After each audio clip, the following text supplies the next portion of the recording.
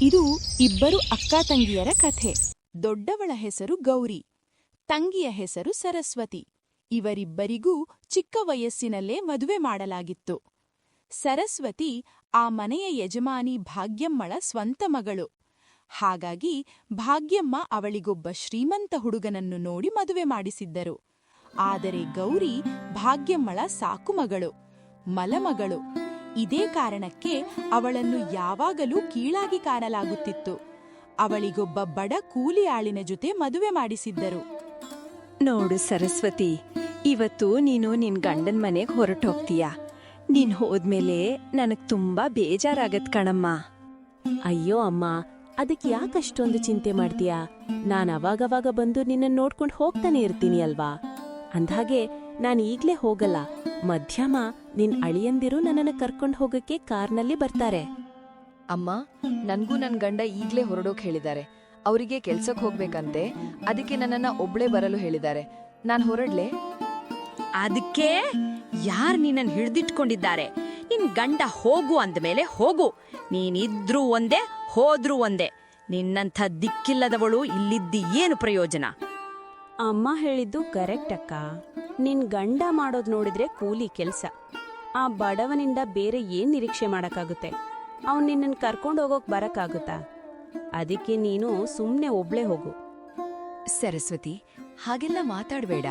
ಅವರು ಮಾಡುವ ಕೆಲಸ ಕೂಲಿ ಆಗಿರಬಹುದು, ಆದರೆ ಮನಸ್ಸಿನಲ್ಲಿ ಅವರು ನಿನ್ನ ಗಂಡನಿಗಿಂತಲೂ ದೊಡ್ಡ ಶ್ರೀಮಂತರು. ನೋಡು ಗೌರಿ, ಇತ್ತೀಚೆಗೆ ನಿನ್ ಬಾಯಿ ಬಾಳ ಉದ್ದ ಆಗ್ತಿದೆ. ನನ್ ಮಗಳ ಎದ್ರೆ ಸರಿಸಮಾನವಾಗಿ ಮಾತಾಡ್ತೀಯಾ? ಮೊದಲು ಇಲ್ಲಿಂದ ಹೊರಡು. ನಿನ್ ಗಂಡ ಅಂತೂ ಬರಲ್ಲ. ಸುಮ್ನೆ ಲೇಟ್ ಆಗೋ ಮುಂಚೆ ನೀನೇ ನಡ್ಕೊಂಡು ಹೋಗು. ಸರಿ ಅಮ್ಮ, ನಾನ್ ಬರ್ತೇನೆ. ಅಪ್ಪ ಮತ್ತು ನಿನ್ನ ಆರೋಗ್ಯ ನೋಡ್ಕೋ. ಗೌರಿ ಮನೆಯಿಂದ ಹೊರಬಂದು ದಾರಿಯಲ್ಲಿ ನಿಂತಿದ್ದ ಒಬ್ಬ ಎತ್ತಿನ ಗಾಡಿ ಓಡಿಸುವವರ ಹತ್ತಿರ ಹೋಗುತ್ತಾಳೆ. ಅಜ್ಜಯ್ಯ, ನನ್ನನ್ನ ನಮ್ಮ ಮನೆ ಹತ್ತಿರ ಬಿಡ್ತೀರಾ? ಅಯ್ಯೋ ಬಾ ತಾಯಿ, ನಾನು ಇಲ್ಲಿ ಜನರಿಗೆ ಸಹಾಯ ಮಾಡೋಕೆ ಅಂತಾನೇ ನಿಂತಿದ್ದೀನಿ. ಅಂದ್ಹಾಗೆ ನಿನ್ನ ಮನೆ ಎಷ್ಟು ದೂರ ಇದೆ? ಜಾಸ್ತಿ ದೂರ ಇಲ್ಲ ಅಜ್ಜಯ್ಯ. ಮಾರ್ಕೆಟ್ ದಾಟಿದ ತಕ್ಷಣ ನನ್ನ ಮನೆ ಸಿಗುತ್ತೆ. ಒಂದ್ ಅರ್ಧ ಗಂಟೆ ಪ್ರಯಾಣ ಅಷ್ಟೇ. ಸರಿ, ಹಾಗಾದ್ರೆ ಬಾ, ಗಾಡಿ ಹತ್ತು. ನಿನ್ನನ್ನು ಮನೆಗೆ ಬಿಟ್ಟು ನಾನು ಇವತ್ತಿನ ಕೆಲಸ ಮುಗಿಸಿ ಮನೆಗೆ ಹೋಗ್ತೀನಿ. ಸ್ವಲ್ಪ ಸಮಯದ ನಂತರ ಗೌರಿ ತಂದೆ ರಂಗನಾಥ್ ಮಾರುಕಟ್ಟೆಯಿಂದ ಮನೆಗೆ ಬರುತ್ತಾರೆ. ಭಾಗ್ಯ, ಎಲ್ಲಿದೀಯಾ? ನೋಡು, ಮಾರ್ಕೆಟ್ನಿಂದ ಇಬ್ರು ಹೆಣ್ಮಕ್ಳಿಗೆ ಅಂತ ಫ್ರೆಶ್ ತರಕಾರಿ ತಂದಿದ್ದೀನಿ. ಇವತ್ತು ಇಬ್ರು ಹೋಗ್ತಾರಲ್ಲ, ಅದಕ್ಕೆ ಚೆನ್ನಾಗಿ ಅಡಿಗೆ ಮಾಡು. ಓ, ಬಂದ್ರಾ? ಗೌರಿಯೇ ಯಾವಾಗ್ಲೋ ಹೊರಟೋದ್ಲು. ಆ ದಿಕ್ಕಿಲ್ದೋಳನ್ ಕರ್ಕೊಂಡೋಗಕ್ಕೆ ಅವಳ ಗಂಡನೂ ಬರ್ಲಿಲ್ಲ. ಅದಕ್ಕೆ ಒಬ್ಳೆ ಓದ್ಲು. ಏನು, ನೀನು ತಾಯಿಯಾಗಿದ್ದುಕೊಂಡು ಅವಳನ್ನು ಒಬ್ಳೆ ಯಾಕೆ ಕಳಿಸಿದೆ? ಮಧ್ಯಾಹ್ನ ನಾವೆಲ್ಲ ಒಟ್ಟಿಗೆ ಊಟ ಮಾಡಿ ಆಮೇಲೆ ನಾನೇ ಅವಳನ್ನ ಬಿಟ್ಟು ಬರ್ತಾ ಇದ್ದೆ ಅಲ್ವಾ? ಒಬ್ಬ ತಾಯಿ ತನ್ನ ಮಗಳನ್ನ ಅನಾಥೆ ಅಂತ ಹೇಗೆ ಕರೆಯೋಕ್ಕೆ ಸಾಧ್ಯ? ರೇ, ಅವಳು ನಿಮ್ಮ ಮೊದಲ ಹೆಂಡತಿಯ ಮಗಳು. ನನ್ನ ಮಗಳು ಸರಸ್ವತಿ ಮಾತ್ರ. ನಾನ್ ಯಾವಾಗ ಅವಳಿಗೆ ತಾಯಿಯಾದೆ? ಸುಮ್ಮನೆ ಆ ಜವಾಬ್ದಾರಿನ ನನ್ನ ತಲೆಗೆ ಕಟ್ಟಬೇಡಿ. ನಿಮ್ಗ್ ಮಾತಾಡಿ ಪ್ರಯೋಜನ ಇಲ್ಲ. ಈ ತರ್ಕಾರಿ ಚೀಲ ಕೊಡಿ, ನಾನ್ ಅಡ್ಗೆ ಮಾಡ್ತೀನಿ. ಅಳಿಯ ಸರಸ್ವತಿನ್ ಕರ್ಕೊಂಡ್ ಹೋಗಕ್ ಬರ್ತಾರೆ. ಊಟ ಮಾಡ್ಸೇ ಕಳಿಸ್ಬೇಕು. ರಂಗನಾಥ್ನಿಂದ ಮಾರುಕಟ್ಟೆಯ ಚೀಲವನ್ನು ಪಡೆದು ಅಡುಗೆ ಮನೆಯ ಕಡೆಗೆ ಹೋದಳು. ಅಮ್ಮ, ನಾನವ್ರಿಗಾಗಿ ಲಾಡು ಮಾಡಿದ್ದೀನಿ. ಒಲೆ ಮೇಲೆ ಅನ್ನ ಕೂಡ ಇಟ್ಟಿದ್ದೀನಿ. ಬರೀ ಪಲ್ಯ ಮಾಡೋದ್ ಬಾಕಿ ಇದೆ. ಅಪ್ಪಾಜಿ ತರ್ಕಾರಿ ತಂದಿದ್ದಾರೆ. ಬನ್ನಿ, ಬೇಗ ಪಲ್ಯ ಮಾಡೋಣ. ಸರಿ ಕಣಮ್ಮ, ನಿನ್ ತಂದೆ ಮಾರುಕಟ್ಟೆಯಿಂದ ತಾಜಾ ತರ್ಕಾರಿ ತಂದಿದ್ದಾರೆ. ಇವತ್ತು ಅಳಿಯಂದಿರ್ಗೆ ಹೊಟ್ಟೆ ತುಂಬ ಊಟ ಹಾಕ್ಸೋಣ. ಎಷ್ಟೋ ದಿನಗಳ ನಂತರ ಅತ್ತೆ ಮನೆಗ್ ಬರ್ತಿದ್ದಾರಲ್ವಾ? ಭಾಗ್ಯಗೆ ತನ್ನ ಮಗಳು ಸರಸ್ವತಿ ಅಂದರೆ ತುಂಬಾ ಪ್ರೀತಿ. ಆದರೆ ಗೌರಿ ಮತ್ತು ಅವಳ ಗಂಡನ ಕಂಡರೆ ಅಸಡ್ಡೆ. ಬನ್ನಿ ಅಮ್ಮ, ತಡ ಮಾಡೋದ್ ಬೇಡ. ಈ ತರಕಾರಿನೆಲ್ಲ ಬುಟ್ಟಿಯಲ್ಲಿಟ್ಕೊಂಡು ಬೇಗ ಹೆಚ್ಚೋಣ. ಇಬ್ಬರು ಸೇರಿ ತರಕಾರಿ ಹೆಚ್ಚಲು ಕುಳಿತುಕೊಳ್ಳುತ್ತಾರೆ.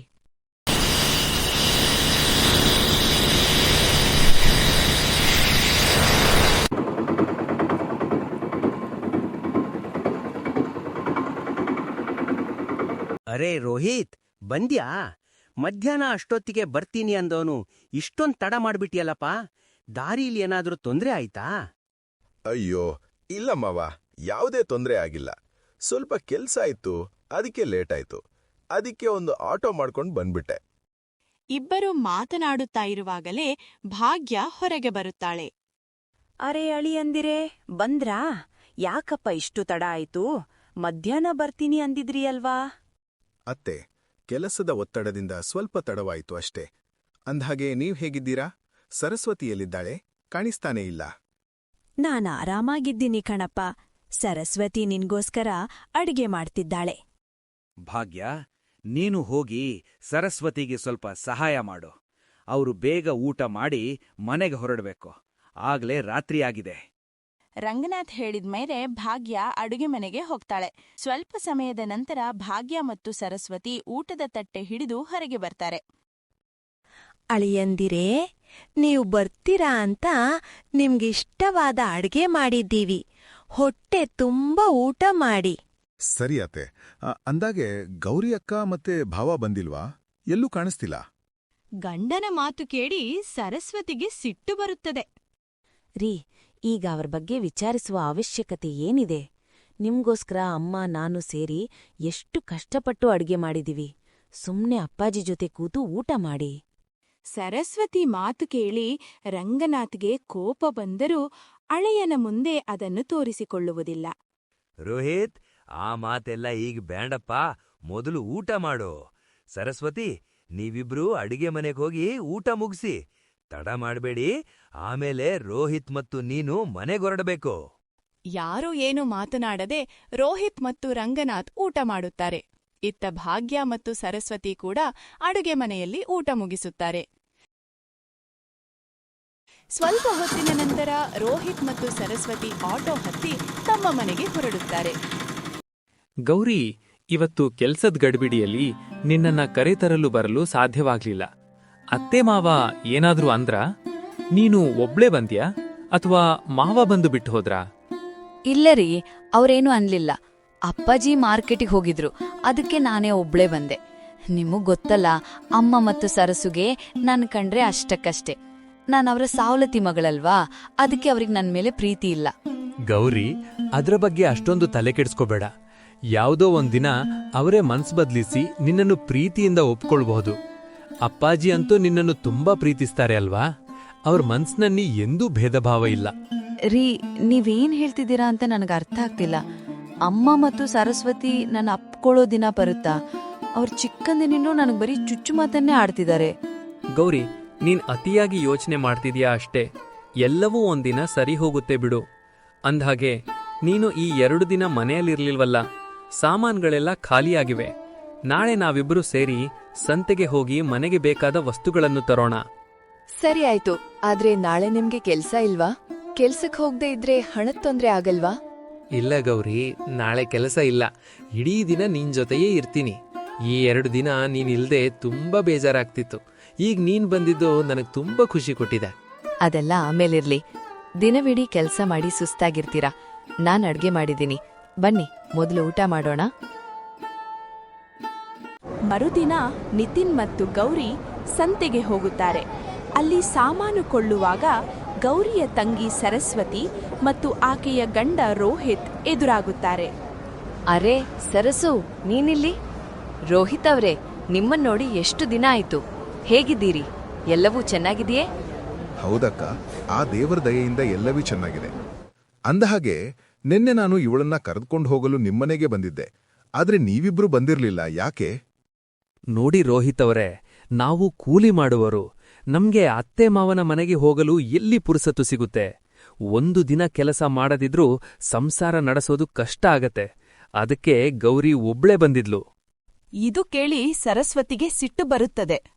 ಅಕ್ಕ, ನೀನ್ ಯಾಕೆ ಯಾವಾಗ್ಲೂ ನನ್ನ ದಾರಿಗೆ ಅಡ್ಡ ಬರ್ತೀಯಾ? ನಿನಗ್ ಗೊತ್ತಿಲ್ವಾ ನನಗೆ ನಿನ್ನ ಕಂಡ್ರೆ ಆಗಲ್ಲ ಅಂತ? ನಿನ್ನ ಮುಖ ನೋಡಿದ್ರೆ ನನ್ನ ಇಡೀ ದಿನವೇ ಹಾಳಾಗತ್ತೆ. ಆದ್ರಲ್ಲೂ ಇವತ್ತು ಈ ಬಡವ ಗಂಡನನ್ನು ಕೂಡ ಕರ್ಕೊಂಡ್ ಬಂದಿದ್ದೀಯಲ್ಲ. ಸರಸ್ವತಿಯ ಮಾತು ಕೇಳಿ ಗೌರಿಗೆ ಮನಸ್ಸಿಗೆ ನೋವಾಗುತ್ತದೆ. ನಿತಿನ್ ಕೂಡ ಒಳಗೊಳಗೆ ಸಿಟ್ಟು ಮಾಡಿಕೊಂಡರೂ ಸುಮ್ಮನಿರುತ್ತಾನೆ. ಸರಸು, ಯಾಕೆ ಹೀಗ್ ಮಾತಾಡ್ತೀಯಾ? ನಾನ್ ನಿನ್ ಅಕ್ಕ ಅಲ್ವಾ, ನನ್ಮೇಲ್ ನಿನಗೆ ಯಾಕಿಷ್ಟು ದ್ವೇಷ? ಅಕ್ಕನಾ? ನೀನ್ ಯಾವಾಗಿನಿಂದ ನನ್ನಕ್ಕ ಆದೆ? ನಿನ್ಗೆ ಎಷ್ಟು ಹೇಳಿದ್ರೂ ಪ್ರಯೋಜನ ಇಲ್ಲ. ಇಲ್ಲಿ ಸಂತೆ ಮಧ್ಯೆ ತಮಾಷೆ ಮಾಡ್ಬೇಡ. ನಮ್ಗೆ ನೆಮ್ಮದಿಯಾಗಿ ಶಾಪಿಂಗ್ ಮಾಡಕ್ಕೆ ಬಿಟ್ಟು ಇಲ್ಲಿಂದ ಹೋಗು. ಗೌರಿ ಏನೂ ಹೇಳದೆ ಅಲ್ಲಿಂದ ಗಂಡನ ಜೊತೆ ಹೊರಡುತ್ತಾಳೆ. ದಾರಿಯಲ್ಲಿ ಹೋಗುವಾಗ ಗೌರಿಗೆ ಸಿದ್ದಪ್ಪ ಅಜ್ಜ ಕಾಣಿಸ್ತಾರೆ. ಅವರು ತುಂಬಾ ಉದಾಸೀನವಾಗಿ ನಿಂತಿದ್ರು. ಅಜ್ಜ, ಯಾಕ್ ಹೀಗೆ ಬೇಜಾರಾಗಿ ನಿಂತಿದ್ದೀರಾ? ಏನಾಯ್ತು? ಏನ್ ಹೇಳಿ ಮಗಳೇ, ಈ ಆಟೋ ರಿಕ್ಷಾಗಳು ಬಂದ ಮೇಲೆ ನನ್ನ ಎತ್ತಿನ ಬಂಡಿ ಕೇಳುವರೇ ಇಲ್ಲದಂತಾಗಿದೆ. ಇವತ್ತು ₹1 ಕೂಡ ಸಂಪಾದನೆ ಆಗಿಲ್ಲ. ಮನೆಯಲ್ಲಿ ದಿನಸಿ ಕೂಡ ಇಲ್ಲ. ಇದನ್ನೇ ಯೋಚನೆ ಮಾಡ್ತಾ ಇದ್ದೆ. ಗೌರಿ, ಇವ್ರು ಯಾರು? ನನಗ್ ಗೊತ್ತಾಗ್ಲಿಲ್ಲ. ಇವರೇ ನೆನ್ನೆ ನನ್ನನ್ನು ಎತ್ತಿನ ಬಂಡಿಯಲ್ಲಿ ಮನೆಯವರೆಗೆ ಬಿಟ್ಟಿದ್ದು. ಹೌದಾ? ಪಾಪ, ಇವ್ರ ಪರಿಸ್ಥಿತಿ ನೋಡಿ ತುಂಬಾ ಬೇಜಾರಾಗ್ತಿದೆ. ಇವತ್ತು ನಮಗೆ ಬೇಕಾದ ಸಾಮಾನ್ ತಂದಿದ್ದೇವಲ್ಲ, ಅದರಲ್ಲಿ ಅರ್ಧ ಭಾಗ ಇವ್ರಿಗೆ ಕೊಡೋಣ. ಇವರಿಗೂ ಸಹಾಯ ಆಗತ್ತೆ. ನನ್ನ ಮನಸ್ಸಿನ ಮಾತನ್ನೇ ಹೇಳಿದ್ರಿ. ಅಜ್ಜ, ನಿಮ್ಹತ್ರ ಚೀಲ ಇದೆಯೇ? ನಮ್ಹತ್ರ ಇರೋ ಸಾಮಾನಿನಲ್ಲಿ ಸ್ವಲ್ಪ ತಗೊಳ್ಳಿ. ಅವರು ಸಾಮಾನು ನೀಡಿದಾಗ ಸಿದ್ದಪ್ಪ ಅಜ್ಜ ಭಾವುಕರಾಗುತ್ತಾರೆ. ಮಕ್ಕಳೇ, ನಿಮ್ಮ ಮನಸ್ಸು ತುಂಬಾ ದೊಡ್ಡದು. ಇವತ್ತು ನೀವು ಸಹಾಯ ಮಾಡದಿದ್ದರೆ ನನ್ನ ಮನೆಯವರೆಲ್ಲ ಉಪವಾಸ ಇರಬೇಕಿತ್ತು. ನಿಮಗೆ ದೇವರು ಒಳ್ಳೆಯದು ಮಾಡಲಿ. ರೋಹಿತ್ ತನ್ನ ಹೆಂಡತಿ ಸರಸ್ವತಿಗೆ ಬುದ್ಧಿ ಹೇಳಲು ಪ್ರಯತ್ನಿಸುತ್ತಾನೆ. ಸರಸು, ನನಗೊಂದು ಅರ್ಥ ಆಗ್ತಿಲ್ಲ. ನಿನ್ ಅಕ್ಕ ಅಂದ್ರೆ ನಿನಗೆ ಯಾಕಷ್ಟು ದ್ವೇಷ? ಸಾಕು ಅಕ್ಕನೇ ಆಗಿರ್ಲಿ, ಜೊತೆಗೆ ಬೆಳೆದೋಳು ತಾನೆ. ಇಷ್ಟು ದ್ವೇಷ ಒಳ್ಳೆದಲ್ಲ. ನೋಡಿ, ನೀವು ಕೂಡ ಆ ಬಡಗೌರಿ ಪರ ಮಾತಾಡ್ಬೇಡಿ. ಆ ಅನಾಥೆ ಮೇಲೆ ನಿಮ್ಗೆ ಯಾಕಿಷ್ಟು ಪ್ರೀತಿ ಬರ್ತಿದೆ? ಅವಳ ಜೊತೆ ನಾನ್ ಯಾವತ್ತೂ ಚೆನ್ನಾಗಿರಲ್ಲ. ಮನೆಯಲ್ಲಿ ರಂಗನಾಥ್ ಒಬ್ಬರೇ ಕುಳಿತು ಯೋಚಿಸುತ್ತಿರುತ್ತಾರೆ. ನನ್ನ ಹೆಂಡತಿ ಮತ್ತು ಮಗಳು ಸರಸ್ವತಿ ಗೌರಿಯನ್ನು ಯಾಕೆ ಇಷ್ಟು ದ್ವೇಷಿಸ್ತಾರೋ ಗೊತ್ತಿಲ್ಲ. ನಾನು ನಿತಿನ್ನನ್ನು ಭೇಟಿಯಾಗಿ ಸತ್ಯ ಹೇಳಲೇಬೇಕು ಎಂದುಕೊಳ್ಳುತ್ತಾರೆ. ಭಾಗ್ಯ ಅಲ್ಲಿಗೆ ಬರುತ್ತಾಳೆ. ಏನ್ರೀ, ಒಬ್ರೇ ಕುಳಿತು ಏನ್ ಯೋಚನೆ ಮಾಡ್ತಿದ್ದೀರಿ? ಏನಿಲ್ಲ ಭಾಗ್ಯ, ನಾಳೆ ಒಂದ್ಸಲ ಗೌರಿ ಮನೆಗೆ ಹೋಗ್ ಬರೋಣ ಅಂದ್ಕೊಂಡಿದ್ದೀನಿ. ಆಕೆ ನನ್ನನ್ ಭೇಟಿ ಮಾಡ್ದೆ ಬಂದ್ಬಿಟ್ಲು. ಓಹೋ, ಆ ಅನಾಥೆ ಮನೆಗ್ ಹೋಗಕ್ಕೆ ಅಷ್ಟು ಆಸೆನಾ? ಅದ್ರ ಬದಲು ಸರ್ಸು ಮನೆಗ್ ಹೋಗ್ಬೋದಲ್ವಾ? ರಂಗನಾಥ್ ಏನೂ ಉತ್ತರ ಕೊಡದೆ ಸುಮ್ಮನಾಗುತ್ತಾರೆ.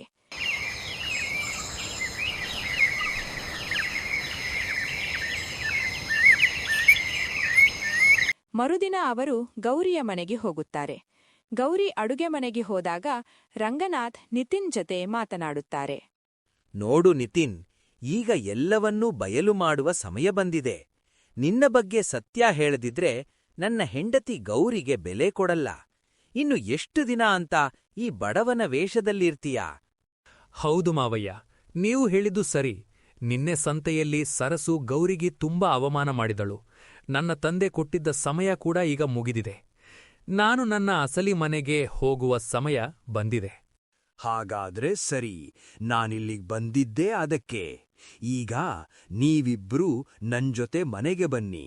ಅಲ್ಲೇ ಸರಸು ಮತ್ತು ರೋಹಿತ್ ಅವರನ್ನ ಕರೆಯೋಣ. ನಿನ್ನ ಅಸಲಿ ಶ್ರೀಮಂತಿಕೆಯ ಬಗ್ಗೆ ಸತ್ಯ ತಿಳಿದ ಮೇಲೆ ನನ್ನ ಹೆಂಡತಿ ಮತ್ತು ಮಗಳು ಗೌರಿಯನ್ನ ಅಪ್ಪಿಕೊಳ್ತಾರೆ. ಸರಿ ಮಾವಯ್ಯ. ಗೌರಿ ಹೊರಗಡೆ ನಗ್ತಾ ಇದ್ರೂ ಒಳಗಡೆ ತುಂಬಾ ನೋವಿನಲ್ಲಿದ್ದಾಳೆ. ಅವಳ ಕಣ್ಣೀರು ಒಳಿಸುವ ಸಮಯ ಬಂದಿದೆ.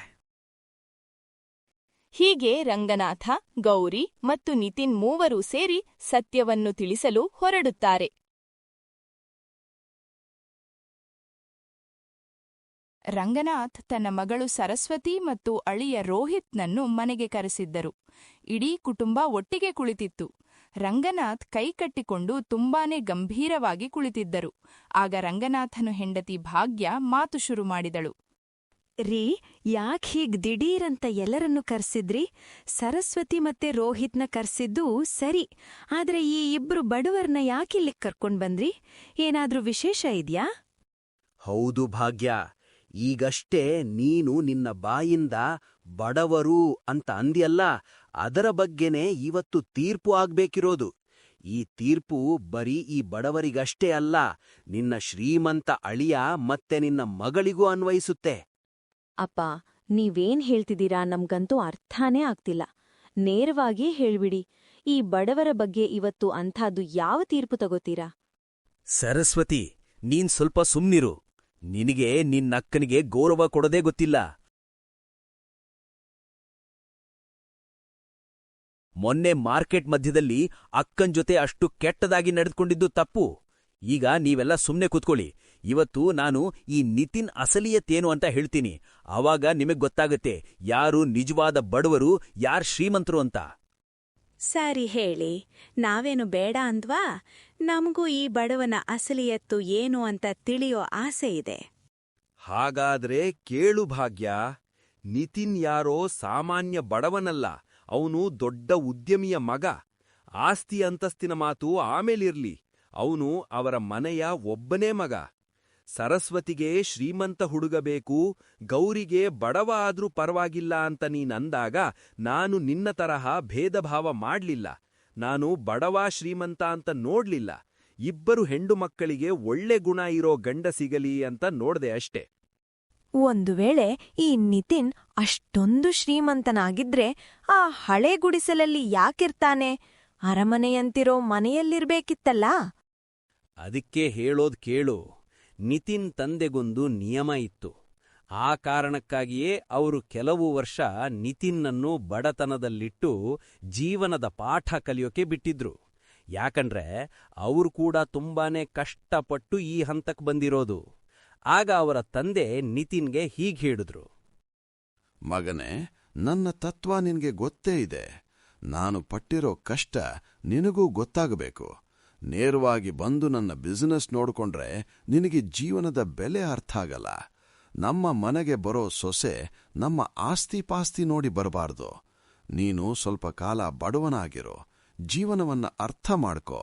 ನಿನ್ನನ್ನು ಪ್ರೀತಿಸೋ ಒಳ್ಳೆ ಮನಸ್ಸಿನ ಹುಡುಗಿನ ಮದುವೆ ಆಗೋ. ಯಾವಾಗ ನಿನಗೆ ಜೀವನದ ಅನುಭವ ಆಗುತ್ತೋ ಅವಾಗ ಸೊಸೆನ ಕರ್ಕೊಂಡು ಮನೆಗೆ ಬಾ. ಸರಿಯಪ್ಪ, ನೀವ್ ಹೇಳಿದ ಹಾಗೆ ಮಾಡ್ತೀನಿ. ನಾನು ನಿಮ್ಮ ಮಗ ಅಲ್ವಾ? ನಿಮ್ಮ ಕಷ್ಟದ ಜೀವನದ ಅನುಭವ ನನಗೂ ಬೇಕು. ರಂಗನಾಥ್ ಈ ವಿಷಯ ಹೇಳಿದಾಗ ಎಲ್ಲರಿಗೂ ಶಾಕ್ ಆಯ್ತು. ಈ ಗುಟ್ಟು ಬರೀ ರಂಗನಾಥ್ ಮತ್ತೆ ನಿತಿನ್ಗೆ ಮಾತ್ರ ಗೊತ್ತಿತ್ತು. ಪಾಪ ಗೌರಿಗೂ ಈ ಸತ್ಯ ಗೊತ್ತಿರ್ಲಿಲ್ಲ. ನೋಡು ಭಾಗ್ಯ, ಸರಸ್ವತಿ, ಈಗ ಗೊತ್ತಾಯ್ತಾ ಯಾರು ಶ್ರೀಮಂತ ಅಂತ? ನೀವಿಬ್ರು ಯಾವಾಗ್ಲೂ ಹಣದ ಬೆನ್ನತ್ತಿ ಮನುಷ್ಯತ್ವ ಮರೆತಿದ್ರಿ. ಮನುಷ್ಯನ್ನ ಹೃದಯದಿಂದ ಗುರುತಿಸೋದನ್ನ ಕಲೀರಿ. ಗೌರಿ ನನ್ನ ಮೊದಲನೇ ಹೆಂಡತಿ ಮಗಳಾದ್ರೂ ಅವಳು ನಿಮ್ಮನ್ನ ತಾಯಿ ತಂಗಿ ಅಂತಾನೇ ನಂಬಿದ್ಲು. ಆದ್ರೆ ಅದನ್ನ ಅರ್ಥ ಮಾಡ್ಕೊಳ್ಳಕ್ಕೆ ನಿಮ್ಮತ್ರ ಮನಸ್ಸೇ ಇರ್ಲಿಲ್ಲ. ಇರ್ಲಿ ಬಿಡಿ, ಪ್ರೀತಿಯಿಂದ ಅಳ್ದಿದ್ರು ಅವಳ ಶ್ರೀಮಂತಿಕೆ ನೋಡಿಯಾದ್ರೂ ಅವಳನ್ನ ಇನ್ಮೇಲೆ ನಿಮ್ಮವಳು ಅನ್ಕೋತೀರಾ ಅಂತ ನಂಬಿದ್ದೀನಿ. ಸತ್ಯ ಗೊತ್ತಾದ್ಮೇಲೆ ಭಾಗ್ಯ ಮತ್ತೆ ಸರಸ್ವತಿಗೆ ತಮ್ಮ ತಪ್ಪಿನ ಅರಿವಾಯಿತು. ಇಬ್ರೂ ಗೌರಿ ಹತ್ರ ಮನಸಾರೆ ಕ್ಷಮೆ ಕೇಳಿದ್ರು. ಆಮೇಲೆ ಇಡೀ ಕುಟುಂಬ ಒಂದಾಯ್ತು. ನಿತಿನ್ ಗೌರಿಯನ್ನು ಕರ್ಕೊಂಡು ತನ್ನ ಅಸಲಿ ಮನೆಗೆ ಹೋದ. ಎಲ್ಲವೂ ಸುಖಾಂತ್ಯವಾಯಿತು. ಹಿಂದೆ ಮಂಡ್ಯ ಜಿಲ್ಲೆಯ ಚಂದಗಾಲು ಅನ್ನೋ ಒಂದು ಪುಟ್ಟ ಹಳ್ಳಿಲಿ ಗೌಡ ಅನ್ನೋ ಒಬ್ಬ ರೈತ ಇದ್ದ. ಅವನು ದಿನದಂಗೆ ತನ್ನ ಗದ್ದೆಯಲ್ಲಿ ಕೆಲಸ ಮಾಡ್ತಿದ್ದ. ಆವಾಗ ಅವನ ಗೆಳೆಯ ಮಂಜ ಓಡೋಡುತ್ತಾ ಅಲ್ಲಿಗೆ ಬಂದ. ಗೋಡ, ಓ ಗೋಡ, ಏನ್ರೋ ಅಪ್ಪ ಇದು? ನೀನಿಲ್ಲಿ ಗದ್ದೆ ಕೆಲಸ ಮಾಡ್ಕೊಂಡಿದ್ಯಾ? ಅಲ್ಲಿ ನಿನ್ ಹೆಂಡತಿಗೆ ಹೆರಿಗೆ ನೋವು ಶುರುವಾಗಿದೆ ಅಂತ ಸುದ್ದಿ ಬಂದಿದೆ. ಪುಣ್ಯಕ್ಕೆ ನನ್ನ ಹೆಂಡತಿಯೇನೋ ಕೆಲ್ಸಕ್ಕೆ ಅಂತ ನಿಮ್ಮನೆ ಕಡೆ ಹೋಗಿದ್ಲಂತೆ. ಅವಳು ನಿಮ್ ಗೌಡಿತಿಯನ್ನು ನೋವಲ್ಲಿ ಒದ್ದಾಡೋದನ್ನ ನೋಡಿ ತಕ್ಷಣ ಸೂಲ್ಗಿತಿನ ಕರ್ಕೊಂಬಂದಿದ್ದಾಳೆ. ಲೇ, ಬೇಗ ನಡಿ, ನೀನ್ ಮನೇಲಿ ಇರ್ಲೇಬೇಕು, ಬೇಗ ಓಡು. ನೋಡ್ತಾ ಇರು ಮಂಜ, ನನಗೆ ಮಗನೇ ಹುಟ್ಟೋದು, ಗಂಡು ಮಗನೇ ಕಣೋ. ಲೈ ಗೌಡ, ಗಂಡಾದ್ರೇನೋ ಹೆಣ್ಣಾದ್ರೇನೋ ಬಿಡೋ, ಮೊದಲು ಮನೆಗ್ ನಡಿ. ಏ ಮಂಜ, ವ್ಯತ್ಯಾಸ ಆಯ್ತೋ. ಗಂಡಿಗೂ ಹೆಣ್ಣಿಗೂ ಭೇದ ಐತೆ. ನಮಗೆ ವಂಶೋದ್ಧಾರಕ ಮಗನೇ ಬೇಕು, ತಿಳಿತಾ? ನಡಿ ಹೋಗೋಣ. ಇಷ್ಟ್ ಹೇಳ್ಬಿಟ್ಟು ಗೌಡ ಮನೆ ಕಡೆ ಓಡ್ದ. ಸ್ವಲ್ಪ ಹೊತ್ತಿಗೆ ಮನೆ ಬಾಗ್ಲಿಗ್ ಬಂದ. ಅಷ್ಟೊತ್ತಿಗೆ ಮಂಜನ್ ಹೆಂಡ್ತಿ ರತ್ನ 2 ಹೆಣ್ಣು ಕೂಸ್ಗಳನ್ನ ಎತ್ಕೊಂಡು ಹೊರಗಡೆ ಬಂದ್ಲು. ಗೌಡ್ರೆ, ನಿಮ್ಗೆ ಅವಳಿ ಜವಳಿ ಹೆಣ್ಮಕ್ಕಳು ಹುಟ್ಟಿವ್ರೆ, ಶುಭವಾಗ್ಲಿ. ಅದ್ ಕೇಳಿದ ತಕ್ಷಣ ಗೌಡನ್ ಮುಖ ಸೊರಗಿ ಹೋಯ್ತು. ಏನೂ ಮಾತಾಡದೆ ಅಲ್ಲಿಂದ ವಾಪಸ್ ಹೋದ. ಸ್ವಲ್ಪ ಹೊತ್ಬಿಟ್ಟು ಮನೆಗ್ ಬಂದಾಗ ಅವನ್ ಹೆಂಡ್ತಿ ಸೌಮ್ಯ 2 ಹೆಣ್ಮಕ್ಳಿಗೆ ಹಾಲ್ ಕುಡಿಸ್ತಿದ್ಲು. ಯಾಕ್ರೀ ನಿಮ್ಗೆ ಖುಷಿ ಆಗ್ಲಿಲ್ವಾ? ಅರೆ, ಖುಷಿ ಆಗಿಲ್ವಾ ಅಂದ್ರೆ ಏನರ್ಥ? ನಿನಗೆ ಗೊತ್ತಿಲ್ವಾ ನನಗೆ ಮಗ ಬೇಕಿತ್ತು ಅಂತ? ನೀನು ನನಗೆ ಒಂದು ಗಂಡು ಮಗನ್ನ ಕೊಡಕ್ಕೆ ಯೋಗ್ಯತೆ ಇಲ್ದವಳು. ಇದೇನಾದ್ರೂ ಇಬ್ರು ಗಂಡು ಮಕ್ಕಳು ಹುಟ್ಟಿದ್ರೆ ಇಡೀ ಊರಿಗೆ ಊಟ ಹಾಕ್ತಿದ್ದೆ, ಎದೆ ಉಬ್ಬಿಸ್ಕೊಂಡು ಓಡಾಡ್ತಿದ್ದೆ. ಇವಾಗ ಈ ಹೆಣ್ಣು ಮಕ್ಕಳನ್ನಿಟ್ಕೊಂಡು ನಾನು ಏನ್ ಮಾಡ್ಲಿ? ಸೌಮ್ಯ ಮುಖದಲ್ಲಿ ತುಂಬಾನೇ ಬೇಸರ ಆವರಿಸಿತು. ಆದರೂ ಸ್ವಲ್ಪ ಹೊತ್ತಿಗೆ ಸುಧಾರಿಸಿಕೊಂಡು ನಗುತ್ತಾ ಮಾತನಾಡಲು ಪ್ರಯತ್ನಿಸಿದಳು. ನೋಡಿ, ನಾನೇ ಮಕ್ಕಳಿಗೆ ಹೆಸರಿಟ್ಟಿದ್ದೀನಿ. ದೊಡ್ಡವಳಿಗೆ ಪುಟ್ಟಕ್ಕ ಅಂತ, ಚಿಕ್ಕವಳಿಗೆ ಭಾಗ್ಯ ಅಂತ. ನಿಮ್ಗೆ ಈ ಹೆಸರು ಇಷ್ಟ ಆಯ್ತಾ? ನೋಡು, ಇವು ನಿನ್ನ ಹೆಣ್ಣು ಮಕ್ಕಳು. ಹೆಸರಾದ್ರೂ ಇಟ್ಕೋ, ಇಲ್ಲ ಬಿಡು. ನನಗೂ ಇವರಿಗೂ ಯಾವುದೇ ಸಂಬಂಧ ಇಲ್ಲ. ಗೌಡ ಅಲ್ಲಿಂದ ಹೊರಟು ಹೋದ. ಸೌಮ್ಯ ಕಣ್ಣಲ್ಲಿ ನೀರು ಧಾರಾಕಾರವಾಗಿ ಬಂತು. ಕಾಲ ಉರುಳಿತು. ಸೌಮ್ಯ ಒಬ್ಬಳೇ ತನ್ನಿಬ್ಬರು ಹೆಣ್ಣು ಮಕ್ಕಳನ್ನ ಸಾಕಿ ಬೆಳೆಸಿದಳು. ಗೌಡ ಯಾವತ್ತೂ ಅವರ ಬಗ್ಗೆ ಕಾಳಜಿ ವಹಿಸಲಿಲ್ಲ. 10 ವರ್ಷಗಳು ಕಳೆದು ಹೋದವು. ಭಾಗ್ಯ ಮತ್ತು ಪುಟ್ಟಕ್ಕ ಈಗ ಬುದ್ಧಿವಂತರಾಗಿದ್ದರು. ಅಮ್ಮ, ಅಪ್ಪ ಯಾಕ್ ನಮ್ ಜೊತೆ ಮಾತಾಡೋದೇ ಇಲ್ಲ? ಮಗಳ ಮಾತು ಕೇಳಿ ಸೌಮ್ಯ ಕಣ್ತುಂಬಿ ಬಂದವು. ಹಾಗೆಲ್ಲ ಹೇಳ್ಬೇಡ ಪುಟ್ಟಿ. ನಿಮ್ಮಪ್ಪ ಗದ್ದೆ ಕೆಲ್ಸದಲ್ಲಿ ತುಂಬಾ ಬ್ಯುಸಿ ಇರ್ತಾರೆ. ಅವ್ರಿಗೆ ಪುರ್ಸತ್ತೇ ಸಿಗಲ್ಲ. ಆದ್ರೆ ಅಮ್ಮ, ಊರಲ್ಲಿರೋ ಬೇರೆ ರೈತರು ಕೂಡ ಬ್ಯುಸಿ ಇರ್ತಾರಲ್ಲ. ಆದ್ರೂ ಅವ್ರು ತಮ್ಮ ಮಕ್ಕಳನ್ನ ಪ್ರೀತಿಯಿಂದ ನೋಡ್ಕೋತಾರೆ. ನಮ್ ತಂದೆ ನಮ್ಮನ್ನ ತಿರುಗಿ ಕೂಡ ನೋಡಲ್ವಲ್ಲ. ಸೌಮ್ಯನ ಕಣ್ಣೀರು ಕೆನ್ನೆಯ ಮೇಲೆ ಇಳಿಯಿತು. ನಾನಂತೂ ನಿಮ್ನ ತುಂಬಾ ಪ್ರೀತಿಸ್ತೀನಿ ಕಣ್ರೋ.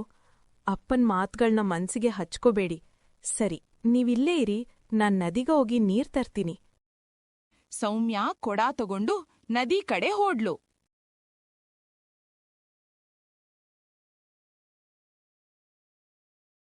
ಇಬ್ರು ಮಕ್ಳು ಅಂಗಳದಲ್ಲಿ ಆಟ ಆಡ್ತಿದ್ರು. ಅಷ್ಟ್ರಲ್ಲಿ ಮಂಜ ಗಾಬರಿಯಿಂದ ಓಡಿ ಬಂದ. ಅವನ್ ಕಣ್ಣಲ್ಲಿ ನೀರ್ ತುಂಬಿತ್ತು. ಮಂಜ ಮಾವ, ಏನಾಯ್ತು? ಯಾಕೆ ಅಳ್ತಾ ಇದ್ದೀರಾ? ಅಯ್ಯೋ ಮಕ್ಕಳೇ, ನಿಮ್ಮಮ್ಮ ನದಿಯಲ್ಲಿ ಮುಳುಗಿ ಪ್ರಾಣ ಕಳ್ಕೊಂಡ್ಲು. ಬೇಗ ಬನ್ನಿ ಕಣ್ರೋ, ಬೇಗ ಬನ್ನಿ. ಭಾಗ್ಯ ಮತ್ತು ಪುಟ್ಟಕ್ಕ ಕಿರುಚುತ್ತಾ ಮಂಜನ ಜೊತೆ ನದಿ ಕಡೆ ಓಡಿದರು. ನದಿ ದಡದಲ್ಲಿ ಸೌಮ್ಯಳ ಶವ ಬಿದ್ದಿತ್ತು. ಊರವರೆಲ್ಲ ಅಲ್ಲಿ ಸೇರಿದ್ದರು. ಸ್ವಲ್ಪ ಹೊತ್ತಿಗೆ ಗೌಡನೂ ಅಲ್ಲಿಗೆ ಬಂದ.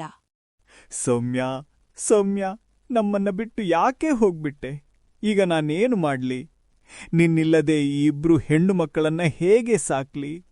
ಮಂಜ ಕೂಡ ಅಳ್ತಾ ಇದ್ದ. ನಾನು ನದಿ ಹತ್ರ ಹೋದಾಗ ನಿನ್ ಹೆಂಡ್ತಿ ಮುಳುಗ್ತಿದ್ಲು ಗೌಡ. ಗೆಳೆಯ, ನಾನವಳನ್ನ ಉಳಿಸೋಕೆ ತುಂಬಾ ಪ್ರಯತ್ನ ಮಾಡ್ದೆ. ಆದ್ರೆ ಅಷ್ಟ್ರಲ್ಲೇ ಲೇಟ್ ಆಗ್ಬಿಟ್ಟಿತ್ತು. ಅವಳು ನದಿಗ್ ಬಂದಾಗ ಮೈ ತುಂಬ ಚಿನ್ನದೊಡವೆ ಹಾಕೊಂಡಿದ್ದು ನಂಗ್ ನೆನಪಿದೆ. ಆದ್ರೆ ಹೆಣ ಹೊರಗ್ ತೆಗ್ದಾಗ ಆ ಒಡವೆಗಳು ಯಾವುದೂ ಇರ್ಲಿಲ್ಲ. ಆ ಒಡವೆಗಳು ಏನಾದುವೋ, ಯಾರ್ ತಗೊಂಡ್ರೋ ನನಗಂತೂ ಅರ್ಥ ಆಗ್ತಿಲ್ಲ. ನಾನ್ ಯಾವಾಗ್ಲೂ ಹೇಳ್ತಿದ್ದೆ, ನದಿಗ್ ಹೋಗುವಾಗ ಒಡವೆ ಹಾಕ್ಕೋಬೇಡ, ಈ ಕಾಲದಲ್ಲಿ ಕಳ್ರ ಕಾಟ ಜಾಸ್ತಿ ಇದೆ ಅಂತ. ಆದ್ರವಳು ಕೇಳಿಲ್ಲ. ಹೌದು ಗೌಡ, ಪಾಪ ಸೌಮ್ಯ ಯಾವುದೋ ಕಳ್ಳರ ಕೈಗೆ ಸಿಕ್ಕಿ ಪ್ರಾಣ ಕಳ್ಕೊಂಡಿದ್ದಾಳೆ ಅನ್ಸುತ್ತೆ.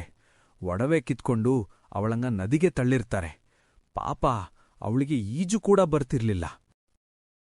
ಸ್ವಲ್ಪ ಹೊತ್ತಿನ ನಂತರ ಸೌಮ್ಯಳ ಅಂತ್ಯಕ್ರಿಯೆ ನಡೆಯಿತು. ಊರೇ ಶೋಕದಲ್ಲಿ ಮುಳುಗಿತು. ಪುಟ್ಟಕ್ಕ ಮತ್ತು ಭಾಗ್ಯ ಮನೆಯ ಮೂಲೆಯಲ್ಲಿ ಕೂತು ಅಳ್ತಾ ಇದ್ರು. ಸ್ವಲ್ಪ ದಿನ ಹೀಗೆ ಕಳೆಯಿತು. ಆಮೇಲೆ ಆ ಮಕ್ಕಳು ನಿಧಾನವಾಗಿ ಮನೆಯ ಕೆಲಸ ಕಲಿಯಲಾರಂಭಿಸಿದರು. ಒಂದು ದಿನ ಗೌಡ ಒಬ್ಳು ಹೊಸ ಹೆಂಗಸನ್ನ ಮದ್ವೆ ಮಾಡ್ಕೊಂಡು ಮನೆಗೆ ಕರ್ಕೊಂಡ್ಬಂದ. ಇಬ್ರು ಹುಡುಗಿಯರಿಗೆ ಶಾಕ್ ಆಯ್ತು. ಅಪ್ಪ, ಇವ್ರ್ಯಾರು? ಇವತ್ತಿನಿಂದ ಇವಳು ನಿಮ್ಮ ಎರಡನೇ ಅಮ್ಮ. ನಾನಿವಳನ್ನ ಮದ್ವೆ ಆಗಿದ್ದೀನಿ. ಇದು ಕೇಳಿ ಭಾಗ್ಯ ಕಣ್ಣಲ್ಲಿ ನೀರ್ ಬಂತು. ಅಪ್ಪ, ಅಮ್ಮ ತೀರಿ ಹೋಗಿ ಇನ್ನು ಕೆಲವೇ ದಿನಗಳಾಗಿದೆಯಲ್ಲ. ನನಗೆ ಮದುವೆ ಆಗೋ ಇಷ್ಟ ಇರ್ಲಿಲ್ಲ. ಆದ್ರೆ ಊರವರು ಒತ್ತಾಯ ಮಾಡಿದ್ರು. ನಾನು ಗದ್ದೆ ಕೆಲ್ಸಕ್ಕೆ ಹೋದ್ರೆ ನೀವು ಮನೇಲಿ ಒಬ್ರೇ ಇರ್ತೀರಾ ಅಂತ. ನಿಮ್ಮನ್ನ ನೋಡ್ಕೊಳ್ಳೋಕ್ಕೆ ಅಂತಾನೆ ನಾನು ಈ ಶಾರದಮ್ಮಳನ್ನ ಮದುವೆ ಆಗಿದ್ದು. ಆರಂಭದಲ್ಲಿ ಶಾರದಮ್ಮ ಚೆನ್ನಾಗೇ ಇದ್ಲು. ಆದ್ರೆ ದಿನ ಕಳೆದಂತೆ ಅವಳ ಅಸಲಿ ಬಣ್ಣ ಬಯಲಾಯಿತು. ಒಂದು ದಿನ ಬೆಳ್ಳಂಬೆಳಗ್ಗೆ ಭಾಗ್ಯ ನಿದ್ದೆ ಮಾಡ್ತಿರುವಾಗ ಶಾರದಮ್ಮ ಬಂದು ಕಿರುಚಿದಳು. ಏಯ್, ಎದ್ದೇಳೆ, ಮನೇಲ್ ನೀರಿಲ್ಲ, ನದಿಗ್ ಹೋಗಿ ನೀರ್ ತಗೊಂಡ್ಬಾ. ಭಾಗ್ಯ ಎದ್ದು ನದಿಗೆ ಹೋದಳು. ಆ ಕಡೆ ಪುಟ್ಟಕ್ಕನ ಹತ್ತಿರ ಬಂದ ಶಾರದಮ್ಮ ಹೀಗಂದಳು. ನೀನ್ ಎದ್ದೇಳು, ಮನೆ ಕಸ ಒಡ್ದು ಒರ್ಸು, ಪಾತ್ರೆ ತೊಳಿಬೇಕು. ನಿಮ್ಗೆ ತಿಂದು ಮಲ್ಗೋದ್ಬಿಟ್ರೆ ಬೇರೆ ಕೆಲ್ಸ ಇಲ್ವಾ? ಬೇಗ ಕೆಲ್ಸಕ್ ಹತ್ತಿ. ಶಾರದಮ್ಮ ಅಲ್ಲಿಂದ ಹೋದಳು. ಮಕ್ಕಳಿಬ್ಬರೂ ತಮ್ಮ ಅಮ್ಮನನ್ನ ನೆನಪಿಸಿಕೊಂಡು ಕೆಲಸ ಮಾಡತೊಡಗಿದರು. ದಿನ ಹೋದಂತೆ ಶಾರದಮ್ಮನ ಕಾಟ ಜಾಸ್ತಿಯಾಯಿತು. ಒಂದು ದಿನ ಭಾಗ್ಯ ತನ್ನ ಅಕ್ಕನ ಹತ್ರ ಅಂದಳು. ದಿನೇ ದಿನೇ ನಮ್ಮ ಮಲತಾಯಿ ಕ್ರೂರವಾಗಿ ನಡೆದುಕೊಳ್ಳುತ್ತಿದ್ದಾರೆ ಅಲ್ವಾ? ಹೌದು ಹೌದು, ನಮಗೆ ಒಂದು ನಿಮಿಷ ಕೂಡ ಆರಾಮಾಗಿ ಕೂರಲು ಬಿಡುತ್ತಿಲ್ಲ. ಇದನ್ನು ಅಪ್ಪ ಬಂದ ಮೇಲೆ ಹೇಳಲೇಬೇಕು. ಸಂಜೆ ಗೌಡ ಮನೆಗೆ ಬಂದಾಗ ಪುಟ್ಟಕ್ಕ ಅಳ್ತಾ ಹೋದಳು. ಅಪ್ಪ, ಈ ಮಲತಾಯಿ ನಮ್ಹತ್ರ ಯಾವಾಗ್ಲೂ ಕೆಲ್ಸ ಮಾಡಿಸ್ತಾರೆ. ಒಂದು ನಿಮಿಷ ಕೂಡ ವಿಶ್ರಾಂತಿ ಕೊಡಲ್ಲ. ಸಂಜೆ ಆಗುವಷ್ಟ್ರಲ್ಲಿ ಮೈ ಕೈ ನೋವು ಬರುತ್ತೆ. ಕೆಲವು ಸಲ ನಮ್ಗೆ ಊಟ ಕೂಡ ಕೊಡಲ್ಲ. ಗೌಡನಿಗೆ ಕೋಪ ಬಂತು. ಲೈ ಸೋಮಾರಿಗಳ, ಏನು ಮಲ್ತಾಯಿ ಅಂತ ಬೊಬ್ಬೆ ಹೊಡೆದಿದ್ದೀರಾ? ಅವಳು ನಿಮ್ಮನ್ನ ಈ ಮನೆಯಲ್ಲಿ ಇಟ್ಕೊಂಡಿದ್ದಾಳಲ್ಲ, ಅದೇ ದೊಡ್ಡ ವಿಷಯ. ನಾನು ನಿಮ್ಮನ್ನ ಸಹಿಸ್ಕೊಂಡಿರೋದೇ ದೊಡ್ಡ ಪುಣ್ಯ. ನೀವ್ಯಾಕ್ ಹುಟ್ಟಿದ್ರೋ ಏನೋ? ಭಾಗ್ಯ ಮತ್ತು ಪುಟ್ಟಕ್ಕ ತಂದೆಯನ್ನ ನಂಬಲಾರದ ರೀತಿ ನೋಡತೊಡಗಿದರು. ನೀವಿಬ್ರೂ ಹುಟ್ಟಿದಾಗ ನಾನು ಸ್ವಲ್ಪನೂ ಖುಷಿಪಟ್ಟಿರ್ಲಿಲ್ಲ. ಊರಿಗೆ ಸಿಹಿ ಕೂಡ ಹಂಚಿರ್ಲಿಲ್ಲ. ನಿಮ್ಮಮ್ಮ ಸೌಮ್ಯ ಮಗನಿಗೆ ಜನ್ಮ ಕೊಡ್ತಾರೆ ಅನ್ಕೊಂಡಿದ್ದೆ. ಆದರೆ ಅವಳು ಕೊಟ್ಟಿದ್ದು ಈ 2 ಹೆಣ್ಣು ಜನ್ಮಗಳನ್ನ. ನಿಮ್ಗೆ ಹೊತ್ತೊತ್ತಿಗೆ ಕೂಳು ಸಿಕ್ತಿದೆಯಲ್ಲ, ಅಷ್ಟೇ ಸಾಕು. ಇನ್ಮೇಲೆ ನನ್ನ ಕಣ್ಣು ಮುಂದೆ ಕಾಣ್ಬೇಡಿ. ಹೋಗಿ ಇಲ್ಲಿಂದ. ಇಬ್ಬರು ಅಳಿತಾ ರೂಮಿಗೆ ಹೋದರು. ಕಾಲ ಉರುಳಿತು. 10 ವರ್ಷಗಳು ಕಳೆದವು. ಈಗ ಆ ಮಕ್ಕಳು ಮದುವೆ ವಯಸ್ಸಿಗೆ ಬಂದಿದ್ದರು. ಗೌಡ್ರೆ, ನಿಮ್ಮಿಬ್ರು ಹೆಣ್ಮಕ್ಳು ಬೆಳೆದ್ ನಿಂತಿದ್ದಾರೆ. ಇವ್ರಿಗೆ ಮದ್ವೆ ಮಾಡಕ್ಕೆ ನಿಮ್ಮತ್ರ ಅಷ್ಟು ಹಣ ಇದ್ಯಾ? ಇಷ್ಟು ವರದಕ್ಷಿಣೆ ಕೊಡಕ್ಕಾಗುತ್ತಾ ನಿಮ್ಮಿಂದ? ನಾನು ಇವರ ಮದುವೆಗೆ 1 ಕಾಸು ಖರ್ಚು ಮಾಡಲ್ಲ. ನೋಡಿ, ನನ್ನತ್ರ ಒಂದು ಪ್ಲಾನ್ ಇದೆ. ನಾನ್ ನನ್ ಕೊರಳ ಹಾರವನ್ನ ಬಚ್ಚಿಡ್ತೀನಿ. ಆ ಕಳ್ಳತನದ ಆರೋಪವನ್ನ ನಿಮ್ಮಿಬ್ರು ಹೆಣ್ಮಕ್ಳ ಮೇಲೆ ಹಾಕೋಣ. ನೀವು ನನ್ಗೆ ಸಾಥ್ ಕೊಡಿ.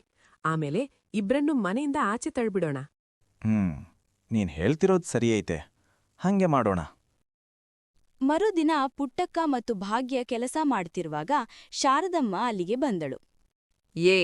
ನಾನು ಕೊರಳಲ್ಲಾಕೋತಿದ್ದ ಚಿನ್ನದ ಸರ ಏನಾಯ್ತು? ಸ್ನಾನಕ್ ಹೋಗೋ ಮುನ್ನ ರೂಮಲ್ಲಿಟ್ಟು ಹೋಗಿದ್ದೆ. ಇವಾಗ್ ನೋಡಿದ್ರೆ ಅಲ್ಲಿಲ್ಲ. ಎಲ್ಲಿಗೋಯ್ತದು? ಅಮ್ಮ, ಇದೇನಮ್ಮ ಹಿಂಗ್ ಕೇಳ್ತಿದೀರಾ? ನಾವು ನಿಮ್ ರೂಮ್ ಕಡೆ ಸುಳಿಯೋದೇ ಇಲ್ವಲ್ಲ. ನಂಗೆ ನಿಮ್ಮಿಬ್ರು ಮೇಲೆ ಅನುಮಾನ. ನೀವಿಬ್ರು ಯಾವಾಗ್ಲೂ ನನ್ನ ಸರವನ್ನೇ ಗುರಾಯಿಸ್ಕೊಂಡ್ ನೋಡ್ತಿದ್ರಿ. ನೀವೇ ಅದನ್ನ ಕದ್ದಿರೋದು. ಅಮ್ಮ, ದಯವಿಟ್ಟು ನಮ್ಮ ಮೇಲೆ ಕಳ್ಳತನದ ಪಟ್ಟ ಕಟ್ಟಬೇಡಿ. ಅಷ್ಟರಲ್ಲಿ ಗೌಡ ಅಲ್ಲಿಗೆ ಬಂದ. ಶಾರದಮ್ಮ ಕಣ್ಣಲ್ಲೇ ಸನ್ನೆ ಮಾಡಿದಳು. ಗೌಡ ಒಂದು ದಪ್ಪನೆ ಕೋಲು ತಗೊಂಡು ಆರ್ಭಟಿಸಿದ. ಮರ್ಯಾದೆಯಿಂದ ಹೇಳ್ತಿರೋ ಇಲ್ವೋ? ನಿಜ ಹೇಳ್ಬಿಡಿ, ಇಲ್ಲಾಂದ್ರೆ ಕತ್ ಹಿಡಿದ ಆಚೆ ತಳ್ತೀನಿ. ನಿಜ ಹೇಳ್ರೋ? ಪುಟ್ಟಕ್ಕ ಮತ್ತು ಭಾಗ್ಯ ಕೈ ಮುಗಿದು ಬೇಡಿಕೊಂಡರು. ಅಪ್ಪ, ನಮ್ ಮಾತನ್ನ ನಂಬಿ ನಾವ್ ಏನೂ ಮಾಡಿಲ್ಲ. ಆದ್ರೆ ಗೌಡ ಕೇಳಲಿಲ್ಲ. ಆ ಮೈ ನಡಗಿಸುವ ಚಳಿಯಲ್ಲಿ ಅವರಿಬ್ಬರನ್ನೂ ಮನೆಯಿಂದ ಆಚೆ ತಳ್ಳಿದ. ಊರವೆಲ್ಲ ನೋಡ್ತಿದ್ರು, ಆದ್ರೆ ಯಾರೂ ಸಹಾಯತೆ ಬರ್ಲಿಲ್ಲ. ಇಬ್ರೂ ಅಳತಾ ನದಿಯ ದಡಕ್ಕೆ ಹೋದರು. ಅವಮಾನ ಮತ್ತು ಅಸಹಾಯಕತೆಯಿಂದ ಅವರು ಕುಸಿದು ಹೋಗಿದ್ದರು. ಅಮ್ಮ, ನೀನ್ ಯಾಕ್ ಒಬ್ಳೇ ನೀರ್ ತರೋಕ್ ಬಂದೆ? ನಮ್ಮನ್ನು ಕರ್ಕೊಂಬಂದಿದ್ರೆ ನಮ್ಗೀ ಗತಿ ಬರ್ತಿರ್ಲಿಲ್ಲ. ಅಮ್ಮ, ನೀನ್ ಹೋದ್ಮೇಲೆ ನಾವ್ ಎಷ್ಟು ಕಷ್ಟಪಟ್ಟಿದೀವಿ ಅಂತ ನಿನ್ಗೆ ಹೇಗ್ ಹೇಳಿ? ಅವರು ಗಂಟೆಗಟ್ಟಲೆ ನದಿ ದಡದಲ್ಲಿ ಕೂತು ಅತ್ರು. ತಮ್ಮ ಅಮ್ಮನ್ ಜೊತೆ ಮಾತಾಡ್ತಾ ಬಾಲ್ಯದ ನೆನಪುಗಳಲ್ಲಿ ಮುಳುಗಿ ಹೋದ್ರು. ಚಳಿ ಎಷ್ಟು ಜೋರಾಗಿತ್ತೆಂದ್ರೆ ಅವರ ಮೈಯೆಲ್ಲ ಮರಗಟ್ಟಿ ಹೋಗಿತ್ತು. ಆ ಇಡೀ ರಾತ್ರಿಯನ್ನು ಚಳಿಯಲ್ಲಿ ನಡುಗುತ್ತಾ ಕಳೆದರು. ಮರುದಿನ ಬೆಳಿಗ್ಗೆ ಮಂಜ ಅಲ್ಲಿಂದ ಹೋಗ್ತಿದ್ದ. ಅರೆ ಪುಟ್ಟಕ್ಕ, ಭಾಗ್ಯ, ನೀವಿಬ್ರು ಈ ಚಳಿಯಲ್ಲಿ ಇಲ್ಲೇನ್ ಮಾಡ್ತಿದ್ದೀರಾ? ಮೈಗೆ ಹುಷಾರಿಲ್ದಂಗಾಗುತ್ತೆ ಕಣ್ರೋ. ಯಾಕಿಲ್ಲಿದ್ದೀರಾ? ಇಬ್ಬರು ಅಕ್ಕ ತಂಗಿಯರು ಮಂಜನ ಮುಂದೆ ಅತ್ತು ಎಲ್ಲವನ್ನೂ ಹೇಳಿದರು. ಮಂಜನ ಕಣ್ಣಲ್ಲೂ ನೀರು ಬಂತು. ಮಕ್ಕಳೇ, ನಿಮ್ಮಪ್ಪನಿಗೆ ನಾನ್ ತುಂಬಾ ಸಲ ಹೇಳೋಕ್ ಪ್ರಯತ್ನ ಪಟ್ಟೆ, ಹೆಣ್ಮಕ್ಳ ಮೇಲೆ ಇಷ್ಟು ಕಠೋರವಾಗ್ಬೇಡ ಅಂತ. ಆದ್ರೆ ಅವನ್ ತಲೆಯಲ್ಲಿ ಏನಿತ್ತೋ ಏನೋ. ಸರಿ, ನೀವ್ ಹೆದರ್ಬೇಡಿ. ನನ್ ಮನೆಗ್ ಬನ್ನಿ, ನಿಮ್ ಚಿಕ್ಕಪ್ಪ ಇನ್ನೂ ಬದುಕಿದ್ದಾನೆ. ನಡಿರಿ ಮಕ್ಕಳೇ. ಬೇಡ ಮಂಜಮಾವ, ನಾವಿನ್ಮೇಲೆ ಯಾರಿಗೂ ಹೊರೆ ಆಗಲ್ಲ. ನಾವಿಲ್ಲೇ ಇರ್ತೀವಿ. ನಮ್ಮಮ್ಮ ಎಲ್ಲಿ ಕೊನೆ ಉಸಿರೆಳ್ದಳೋ ಅಲ್ಲೇ ನಾವು ಪ್ರಾಣ ಬಿಡ್ತೀವಿ.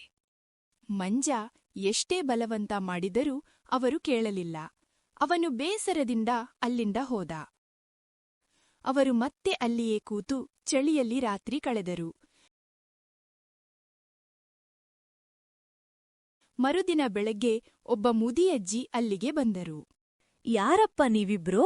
ಈ ಮೈ ಸುಡೋ ಚಳಿಲಿ ನದಿ ದಡದಲ್ಲಿ ಏನ್ ಮಾಡ್ತಿದ್ದೀರಾ?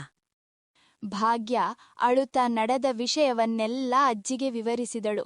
ಅಜ್ಜಿಯ ಕಣ್ಣಲ್ಲಿ ನೀರು ಬಂತು. ಒಳ್ಳೇದಾಯ್ತು ನೀವಿಲ್ಲಿಗ್ ಬಂದಿದ್ದು. ಅಳೋದ್ರಿಂದ ಏನೂ ಸಿಗಲ್ಲ, ಧೈರ್ಯ ತಂದ್ಕೊಳ್ಳಿ. ನೀವ್ ಹೆಣ್ಮಕ್ಳಾದ್ರೆ ಏನಂತೆ, ಗಂಡಸ್ರು ಮಾಡೋ ಕೆಲ್ಸನ ನೀವು ಮಾಡ್ಬಹುದು. ಪಕ್ಕದಲ್ಲೇ ಒಂದು ಕಾಡಿದೆ, ಅಲ್ಲಿಂದ ಕಟ್ಟಿಗೆ ಕಡ್ದು ತನ್ನಿ. ನಾನ್ ನಿಮ್ಗೆ ಒಂದು ಗುಡಿಸಲು ಕಟ್ಟೋದನ್ನ ಕಲಿಸ್ಕೊಡ್ತೀನಿ. ಇಲ್ಲೇ ಗುಡಿಸಲು ಹಾಕ್ಕೊಂಡಿರಿ, ಯಾರ ಹತ್ರನೂ ಕೈ ಚಾಚಬೇಡಿ. ಅಜ್ಜಿಯ ಮಾತು ಕೇಳಿ ಅವರಿಗೆ ಧೈರ್ಯ ಬಂತು. ಅವರು ಅಜ್ಜಿ ಹೇಳಿದ ಜಾಗಕ್ಕೆ ಹೋಗಿ ಕಟ್ಟಿಗೆ ತಂದು ಅಜ್ಜಿಯ ಸಹಾಯದಿಂದ ಒಂದು ಗುಡಿಸಲು ಕಟ್ಟಿಕೊಂಡರು. ಅಂದಿನಿಂದ ಅವರು ಅಲ್ಲೇ ವಾಸ ಮಾಡತೊಡಗಿದರು. ಸ್ವಲ್ಪ ದಿನದ ನಂತರ ಅಜ್ಜಿ ಹೇಳಿದರು, ಮಕ್ಳೇ, ಈಗ ನೀವೇನಾದ್ರೂ ಕೆಲ್ಸ ಮಾಡ್ಬೇಕು. ಕಾಡಿನಲ್ಲಿ ಬೇಕಾದಷ್ಟು ಮರಗಳಿವೆ, ಅದಕ್ಕೆ ಯಾರೂ ಮಾಲೀಕರಿಲ್ಲ. ಅಲ್ಲಿನ ಹಣ್ಣುಗಳನ್ನ ಕಿತ್ಕೊಂಡು ಹೋಗಿ ಮಂಡ್ಯ ಮಾರ್ಕೆಟ್ನಲ್ಲಿ ಮಾರಿ, ಅದ್ರಿಂದ ನಿಮಗೆ ಕಾಸು ಸಿಗುತ್ತೆ. ಅಜ್ಜಿ, ನಿಮ್ಮ ಉಪಾಯ ತುಂಬಾ ಚೆನ್ನಾಗಿದೆ. ನಾವು ಹಣ್ಣು ಮಾರಿ ಜೀವನ ಮಾಡ್ತೀವಿ. ಇಬ್ಬರೂ ಪ್ರತಿದಿನ ಕಾಡಿಗೆ ಹೋಗಿ ಹಣ್ಣು ಕಿತ್ತು ಮಾರುಕಟ್ಟೆಯಲ್ಲಿ ಮಾರುತ್ತಿದ್ದರು. ನಿಧಾನವಾಗಿ ಅವರ ಆರ್ಥಿಕ ಪರಿಸ್ಥಿತಿ ಸುಧಾರಿಸಿತು. ಒಂದು ದಿನ ಹಣ್ಣು ಕೀಳುವಾಗ ಪುಟ್ಟಕ್ಕನ ಕಣ್ಣಿಗೆ ಒಬ್ಬ ಸೈನಿಕ ಕಂಡ. ಅಕ್ಕ, ಈ ಸೈನಿಕ ಇಲ್ಲಿ ಏನ್ ಮಾಡ್ತಿದ್ದಾನೆ? ಗೊತ್ತಿಲ್ಲ, ಕೇಳೋಣ ಬಾ. ಅವರಿಬ್ಬರೂ ಸೈನಿಕನ ಹತ್ತಿರ ಹೋಗಿ ವಿನಯವಾಗಿ ವಿಚಾರಿಸಿದರು. ಸೈನಿಕ ನಗುತ್ತಾ ಹೇಳಿದ, ಮಹಾರಾಜರಿಗೆ ಬೇಟೆಯಾಡೋ ಹವ್ಯಾಸ ಇದೆ. ಅವರು ಇಲ್ಲೇ ತಂಗಲಿದ್ದಾರೆ. ಹತ್ತರದಲ್ಲೇ ನದಿ ಇರೋದ್ರಿಂದ ನೀರಿಗೂ ತೊಂದರೆ ಇಲ್ಲ. ಸೈನಿಕ ಹೋದ ಮೇಲೆ ಅವರು ಗುಡಿಸಲಿಗೆ ವಾಪಸ್ ಬಂದರು. ಸಂಜೆ ಆ ಅಜ್ಜಿ ಗುಡಿಸಲಿಗೆ ಬಂದರು. ನಿಮ್ಮ ಮುಖದಲ್ಲಿ ನಗು ಬಂದಿದೆ, ಹೀಗೆ ನಗುತ್ತಾ ಇರಿ. ಅಜ್ಜಿ, ನೀವು ನಮ್ಗೆ ತುಂಬಾ ಸಹಾಯ ಮಾಡಿದೀರಾ. ಆದ್ರೆ ನಿಮ್ಮ ಮನೆ ಎಲ್ಲಿ ಅಂತ ನಮ್ಗೆ ತೋರ್ಸ್ಲೇ ಇಲ್ವಲ್ಲ. ಅಜ್ಜಿ ರಹಸ್ಯವಾಗಿ ಭಾಗ್ಯನ ನೋಡಿ ಹೀಗಂದ್ರು, ನೀವು ಯಾವ ನದಿ ದಡದಲ್ಲಿದ್ದೀರೋ ಅಲ್ಲೇ ವರ್ಷಗಳಿಂದ ನನ್ನ ಮನೆ ಇದೆ. ಸದ್ಯದಲ್ಲೇ ನಿಮಗಿದರ ರಹಸ್ಯ ಗೊತ್ತಾಗುತ್ತೆ. ಈಗ ತಪ್ಪು ಮಾಡಿದವರಿಗೆ ಶಿಕ್ಷೆ ಕೊಡೋ ಸಮಯ ಬಂದಿದೆ. ಯಾರು ತಪ್ಪು ಮಾಡಿರೋದು? ನಾನು ವರ್ಷಗಳಿಂದ ಈ ನದಿ ದಡದಲ್ಲೇ ಇದ್ದೀನಿ ಅಂದೆ ಅಲ್ವಾ? ನಿಮ್ಮಮ್ಮ ಇದೇ ನದಿಲ್ ಬಿದ್ದು ಸತ್ತಿದ್ದಲ್ವಾ? ಹೌದು ಅಜ್ಜಿ. ಅವಳು ಸಾಯೋ ಮೊದ್ಲು ಮೈಮೇಲಿದ್ದ ಒಡವೆಗಳೆಲ್ಲ ಮಾಯವಾಗಿದ್ವು. ಯಾರೋ ಕಳ್ಳರು ಒಡವೆ ಕಿತ್ಕೊಂಡು ಅವಳನ್ನ ನದಿಗೆ ತಳ್ಳಿದ್ರು ಅಂತ ಊರೋರ್ ಅನ್ಕೊಂಡ್ರಲ್ವಾ? ಅದು ನಿಜಾನಾ? ಹೌದು ಅಜ್ಜಿ, ಅದು ನಿಜ. ಆ ಒಡವೆಗಳು ಈಗ್ಲೂ ನಿಮ್ ಮನೇಲೇ ಇವೆ. ಇಬ್ಬರಿಗೂ ಆಶ್ಚರ್ಯವಾಯಿತು. ಅಜ್ಜಿ, ನೀವ್ ಏನ್ ಹೇಳ್ತಿದ್ದೀರಾ? ನಿಮ್ಮಮ್ಮನನ್ನ ಯಾರೋ ಕಳ್ರು ಸಾಯಿಸಿಲ್ಲ. ಅವಳನ್ನ ಕೊಲೆ ಮಾಡಿದ್ದು ನಿಮ್ಮ ತಂದೆ, ಈ ಗೌಡನೇ. ಅವನಿಗೆ ಸೌಮ್ಯ ಅಂದ್ರೆ ಮೊದಲಿಂದ ಇಷ್ಟ ಇರ್ಲಿಲ್ಲ. ಅವನು ಈ ಶಾರದಮ್ಮನನ್ನೇ ಪ್ರೀತಿಸ್ತಿದ್ದ. ತನ್ನ ತಂದೆ ತಾಯಿಯ ಒತ್ತಾಯಕ್ಕೆ ಸೌಮ್ಯಳನ್ನ ಮದುವೆ ಆಗಿದ್ದ. ಆದ್ರೆ ನೀವಿಬ್ರೂ ಹುಟ್ಟಿದ್ಮೇಲೆ ಅವನ ದ್ವೇಷ ಜಾಸ್ತಿ ಆಯ್ತು. ಒಂದು ದಿನ ತನ್ನ ಪಾಪದ ಕೆಲಸ ಮುಗಿಸಿದ. ಏನು? ಆದ್ರೆ ನಿಮಗಿಷ್ಟೊಂದು ವಿಷಯ ಹೇಗೊತ್ತು? ಸಮಯ ಬಂದಾಗ ಹೇಳ್ತೀನಿ. ಈಗ ಮಹಾರಾಜರು ನಿಮ್ಮ ಗುಡಿಸಲು ಹತ್ತಿರವೇ ಬಿಡಾರ ಹೂಡಿದ್ದಾರೆ. ಅಲ್ಲಿಗೆ ಹೋಗಿ ಈ ಸತ್ಯವನ್ನ ಹೇಳಿ.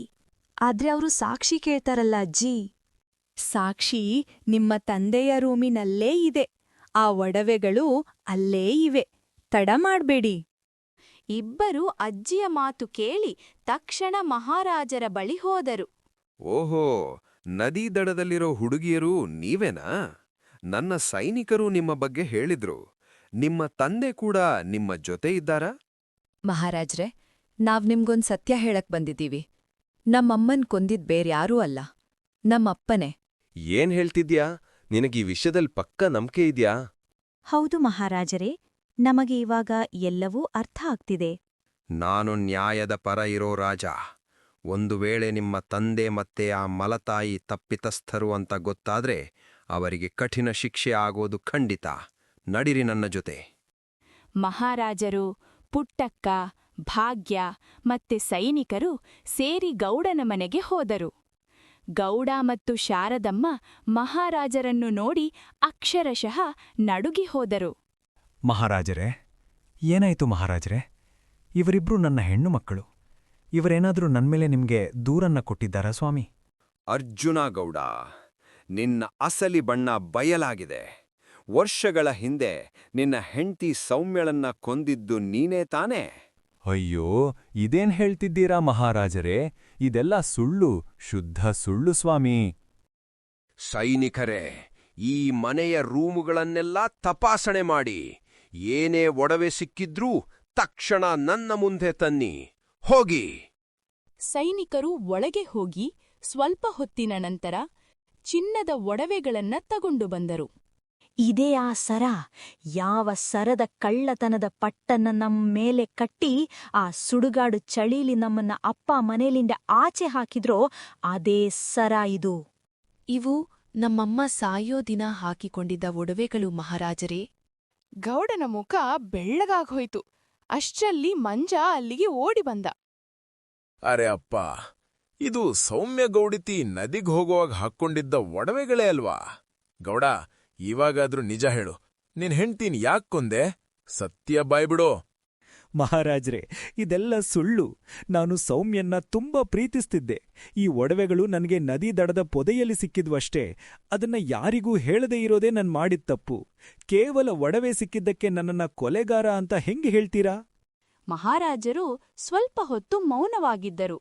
ಅಷ್ಟರಲ್ಲಿ ಅದೇ ಮುದಿಯಜ್ಜಿ ಅಲ್ಲಿಗೆ ಬಂದರು.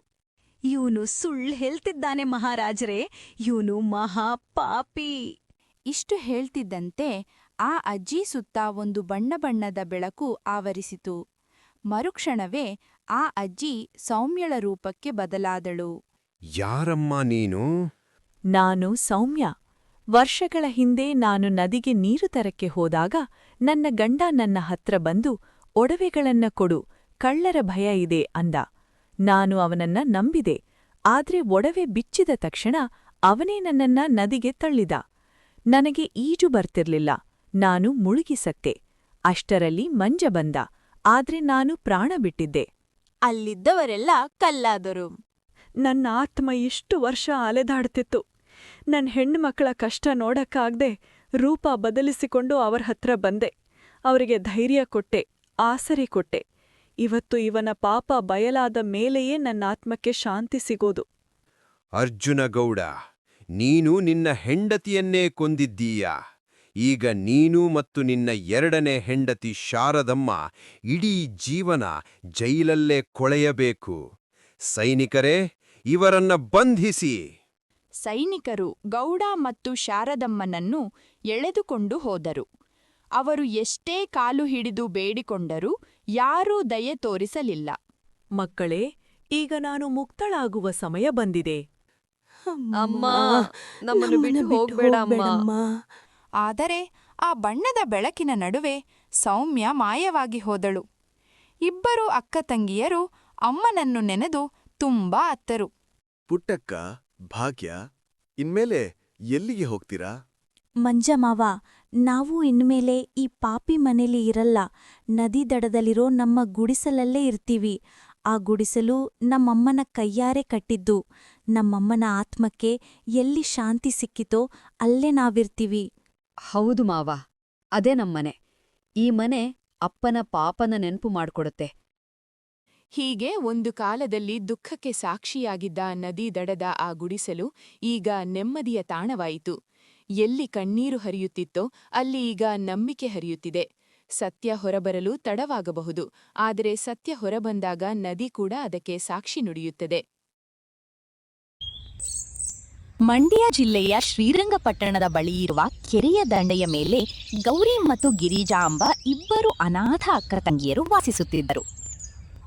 ಗೌರಿ ದೊಡ್ಡವಳು, ಗಿರಿಜಾ ಅವಳ ಸಾಕು ತಂಗಿ. ವಿಧಿಯವರನ್ನು ಬೇರೆ ಬೇರೆ ತಾಯಿಯ ಹೊಟ್ಟೆಯಲ್ಲಿ ಹುಟ್ಟಿಸಿತ್ತು. ಆದರೆ ಮದುವೆಯಾಗಿ ಬಂದ ಮನಿ ಮಾತ್ರ ಒಂದೇ ಕೆರೆಯ ಪಕ್ಕದಲ್ಲಿ ಸಿಕ್ಕಿತ್ತು. ಗೌರಿಯ ಗಂಡನ ಮನೆ ಕಾಸುಕಸುವಿನಿಂದ ಚೆನ್ನಾಗಿತ್ತು, ಹೆಂಚಿನ ಗಟ್ಟಿ ಮನೆಯಿತ್ತು. ಆದರೆ ಗಿರಿಜಾಳ ಹಣೆ ಬರಹವೇ ಕೆಟ್ಟು ಹೋಗಿತ್ತು. ಅವಳ ಗಂಡ ನಿಶ್ಚಲ್, ಜೂಜುಕೋರ, ಹೆಂಡದ ದಾಸನಾಗಿದ್ದ. ಇದರಿಂದಾಗಿ ಅವಳ ಸಂಸಾರ ಈ ಮಣ್ಣಿನ ಬಡಗುಡಿಸಲಿಗೆ ಬಂದು ನಿಂತಿತ್ತು. ಹೇ ಗಿರಿಜಿ, ನಿನ್ ಕಿವಿಗೇನು ಸೀಸ ಹೊಯ್ದುಕೊಂಡಿದ್ಯಾ? ಎಷ್ಟು ಸಲ ಗಂಟ್ಲು ಹರಾಜ್ ಮಾಡ್ಕೊಡ್ಲಿ? ನಿನ್ನ ಈ ಹರಿದ ಬಟ್ಟೆಗಳ ಸೀಮೆ ಎಣ್ಣೆ ವಾಸನೆಯ ಗಲೀಜು ನೀರನ್ನ ನನ್ ಜಾಗದ ಕಡೆ ಹರಿಸ್ಬೇಡ ಅಂತ. ನೋಡು, ನಿನ್ನ ಈ ದರಿದ್ರದ ಮನೆಯ ಹೊಲಸು ನನ್ನ ಪವಿತ್ರವಾದ ಅಂಗಳದ ಮಣ್ಣನ್ನು ಹಾಳು ಮಾಡ್ತಿದೆ. ಕೊನೆಗೂ ನೀನು ನಿನ್ನವ್ವ ಬುದ್ಧಿ ಕಲೀಲೇ ಇಲ್ಲ. ಅವಳು ನನ್ನ ಅಪ್ಪನ ಜೀವನವನ್ನು ಹಾಳು ಮಾಡೋದು. ಈಗ ನೀನು ಇಲ್ಲಗ ಬಂದು ನನ್ನ ಕಣ್ಣಿಗೆ ಕಸದಂತೆ ಚುಚ್ಚುತ್ತಿದ್ದೀಯಾ? ಅಕ್ಕ, ಬೆಳಕಿನ ಸೂರ್ಯ ಇನ್ನೂ ಸರಿಯಾಗಿ ಮೂಡಿಲ್ಲ, ಅಷ್ಟರಲ್ಲೇ ಇಷ್ಟೊಂದು ವಿಷ ಕಾರ್ತಿದ್ಯಲ್ಲ. ನಾನ್ ನೀರನ್ನು ಚರಂಡಿ ಕಡೆಗೆ ಬಿಟ್ಟಿದ್ದು, ಆದ್ರೆ ಈ ಜಾಗ ಇಳಿಜಾರಾಗಿದೆ. ಸ್ವಲ್ಪ ನೀರು ಆ ಕಡೆ ಬಂದ್ರೆ ಅದಕ್ಕೆ ನಾನೇನ್ ಮಾಡ್ಲಿ? ಅಮ್ಮ ತೀರಿ ಹೋಗಿ ಎಷ್ಟೋ ಕಾಲ ಆಯ್ತು, ಅಪ್ಪನೂ ಹೊರಟೋದ್ರು. ಈಗ ನಾವಿಬ್ಬೇ ಒಬ್ಬರಿಗೊಬ್ಬರು ಕೊನೆಯ ಆಸರೆ. ಪ್ರತಿಯೊಂದು ವಿಷಯಕ್ಕೂ ನನ್ನನ್ನು ಹೀಗೆ ತುಷ್ಟೀಕರಿಸಿ ಮಾತಾಡ್ತೀಯಲ್ಲ. ನಿನ್ನ ಹುಟ್ಟಿದ ತಂಗಿಯ ಈ ಹರಿದ ಸೀರೆ, ಒಣಗಿದ ರಾಗಿ ರೊಟ್ಟಿ ನೋಡಿ ನಿನಗೆ ಮುಷ್ಟಿಷ್ಟು ಕರುಣೆ ಬರಲ್ವಾ? ಕರುಣೆ? ಅದು ನಿನ್ನ ಮೇಲೆ? ನೀನು ನನ್ನ ತಂಗಿಯಲ್ಲ, ನನ್ನ ಸುಖಕ್ಕೆ ಬಂದ ಗ್ರಹಚಾರ. ನಿನ್ನ ಮಾವ ತನ್ನ ಬಾಯಂದದಲ್ಲಿ ನನ್ನ ಮಾವನ ಈ ಬೆಲೆ ಬಾಳುವ ಜಾಗದ ತುದಿಯನ್ನು ಒತ್ತುವರಿ ಮಾಡಿಕೊಂಡು ಈ ವಿಕಾರವಾದ ಗುಡಿಸಲು ಕಟ್ಟಿಸಿದ.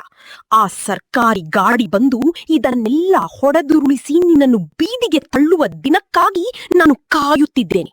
ಹೋಗು, ಆ ನಿನ್ನ ಕುಡುಕ ಗಂಡನಿಗೆ 2 ತುತ್ತು ಅನ್ನ ಮಾಡು. ನನ್ನ ಅಂಗಳದಲ್ಲಿ ನಿಂತು ಆ ನಿನ್ನ ಕಪಾಳದ ಮೂತಿಯನ್ನು ತೋರಿಸಬೇಡ. ಗಿರಿಜಾ ತನ್ನ ಕಣ್ಣಿನ ಬಿಸಿ ಕಣ್ಣೀರನ್ನು ಹರಿದ ಸೀರೆಯಿಂದ ಒರೆಸಿಕೊಂಡು ಖಾಲಿ ಕೊಡವನ್ನು ಹಿಡಿದು ಭಾರವಾದ ಹೆಜ್ಜೆಗಳನ್ನಿಡುತ್ತಾ ಕೆರೆಯತ್ತ ಹೊರಟಳು. ಗೌರಿ ಅವಳು ಹೋಗುವುದನ್ನೇ ನೋಡುತ್ತಿದ್ದಳು. ಗಿರಿಜಾ ಬೆನ್ನು ತಿರುಗಿಸುತ್ತಿದ್ದಂತೆಯೇ ಗೌರಿಯ ಕಣ್ಣಲ್ಲಿದ್ದ ಕೋಪ ಮಾಯವಾಗಿ ಆ ಜಾಗದಲ್ಲಿ ತೀವ್ರವಾದ ನೋವು ಮತ್ತು ಚಿಂತೆ ಆವರಿಸಿಕೊಂಡಿತ್ತು. ಗೌರಿ ಸಾಂಬಾರು ಮಾಡುತ್ತಿದ್ದಳು, ಆದರೆ ಅವಳ ಜೀವ ಮಾತ್ರ ಗಿರಿಜಾಳ ಗುಡಿಸಲಿನ ಶೂನ್ಯದಲ್ಲೇ ಅಲೆಯುತ್ತಿತ್ತು. ಗಿರಿಜಾಳ ಮನೆಯಿಂದ ಅಡುಗೆ ಹೊಗೆ ಬರುತ್ತಿಲ್ಲ ಎಂಬುದನ್ನು ಅವಳು ಗಮನಿಸಿದಳು. ಇವತ್ತು ಕೂಡ ಅವಳ ಮನೆಯಲ್ಲಿ ಒಲೆ ಉರಿದಿಲ್ಲ. ಆ ಸೋಮಾರಿ ನಿಶ್ಚಲ್ ನಿನ್ನೆಯಿಂದ ಮನೆಗೆ ಬಂದಿಲ್ಲ. ಖಂಡಿತ ನಿನ್ನೆಯ ಕೂಲಿ ಹಣವನ್ನು ಜೂಜಿನಲ್ಲಿ ಕಳೆದುಕೊಂಡಿರ್ತಾನೆ. ಈ ಹುಡುಗಿಯೂ ಅವಳ ಅಮ್ಮನಂತೆಯೇ ಹಠಮಾರಿ. ಹಸಿದ್ದು ಸತ್ತರೂ ಸಾಯುತ್ತಾಳೆ, ಹೊಟ್ಟೆ ಬೆನ್ನಿಗೆ ಅಂಟಿಕೊಂಡರೂ ನನ್ನ ಬಳಿ ಬಂದು ಬೇಡುವುದಿಲ್ಲ. ಇವಳೇನಾದ್ರೂ ಕಾಯಿಲೆ ಬಿದ್ರೆ ಊರವರೆಲ್ಲ ಗೌರಿ ಒಪ್ಪರಿಗೆ ಮನೆಯಲ್ಲಿ ರಾಜಭೋಗ ಅನುಭವಿಸುತ್ತಿದ್ದಾಳೆ, ಹುಟ್ಟಿದ ತಂಗಿ ಕಾಳು ಕಡಲಿಗೂ ಗತಿ ಇಲ್ಲದೆ ಒದ್ದಾಡುತ್ತಿದ್ದಾರೆ ಅಂತಾರೆ. ನಾನೇನಾದ್ರೂ ಮಾಡಬೇಕು, ಆದರೆ ನೇರವಾಗಿ ಊಟ ಕೊಟ್ರೆ ನಾನು ಉಪಕಾರ ಮಾಡುತ್ತಿದ್ದೇನೆ ಅಂದುಕೊಳ್ಳುತ್ತಾಳೆ. ನಾನು ಮತ್ತೆ ದ್ವೇಷದ ನಾಟಕ ವಾಡಲೇಬೇಕು. ಗೌರಿ ಬೇಗನೆ ಒಲೆಯಿಂದ 2 ದಪ್ಪನೆಯ ರಾಗಿ ರೊಟ್ಟಿ ಇಳಿಸಿದಳು.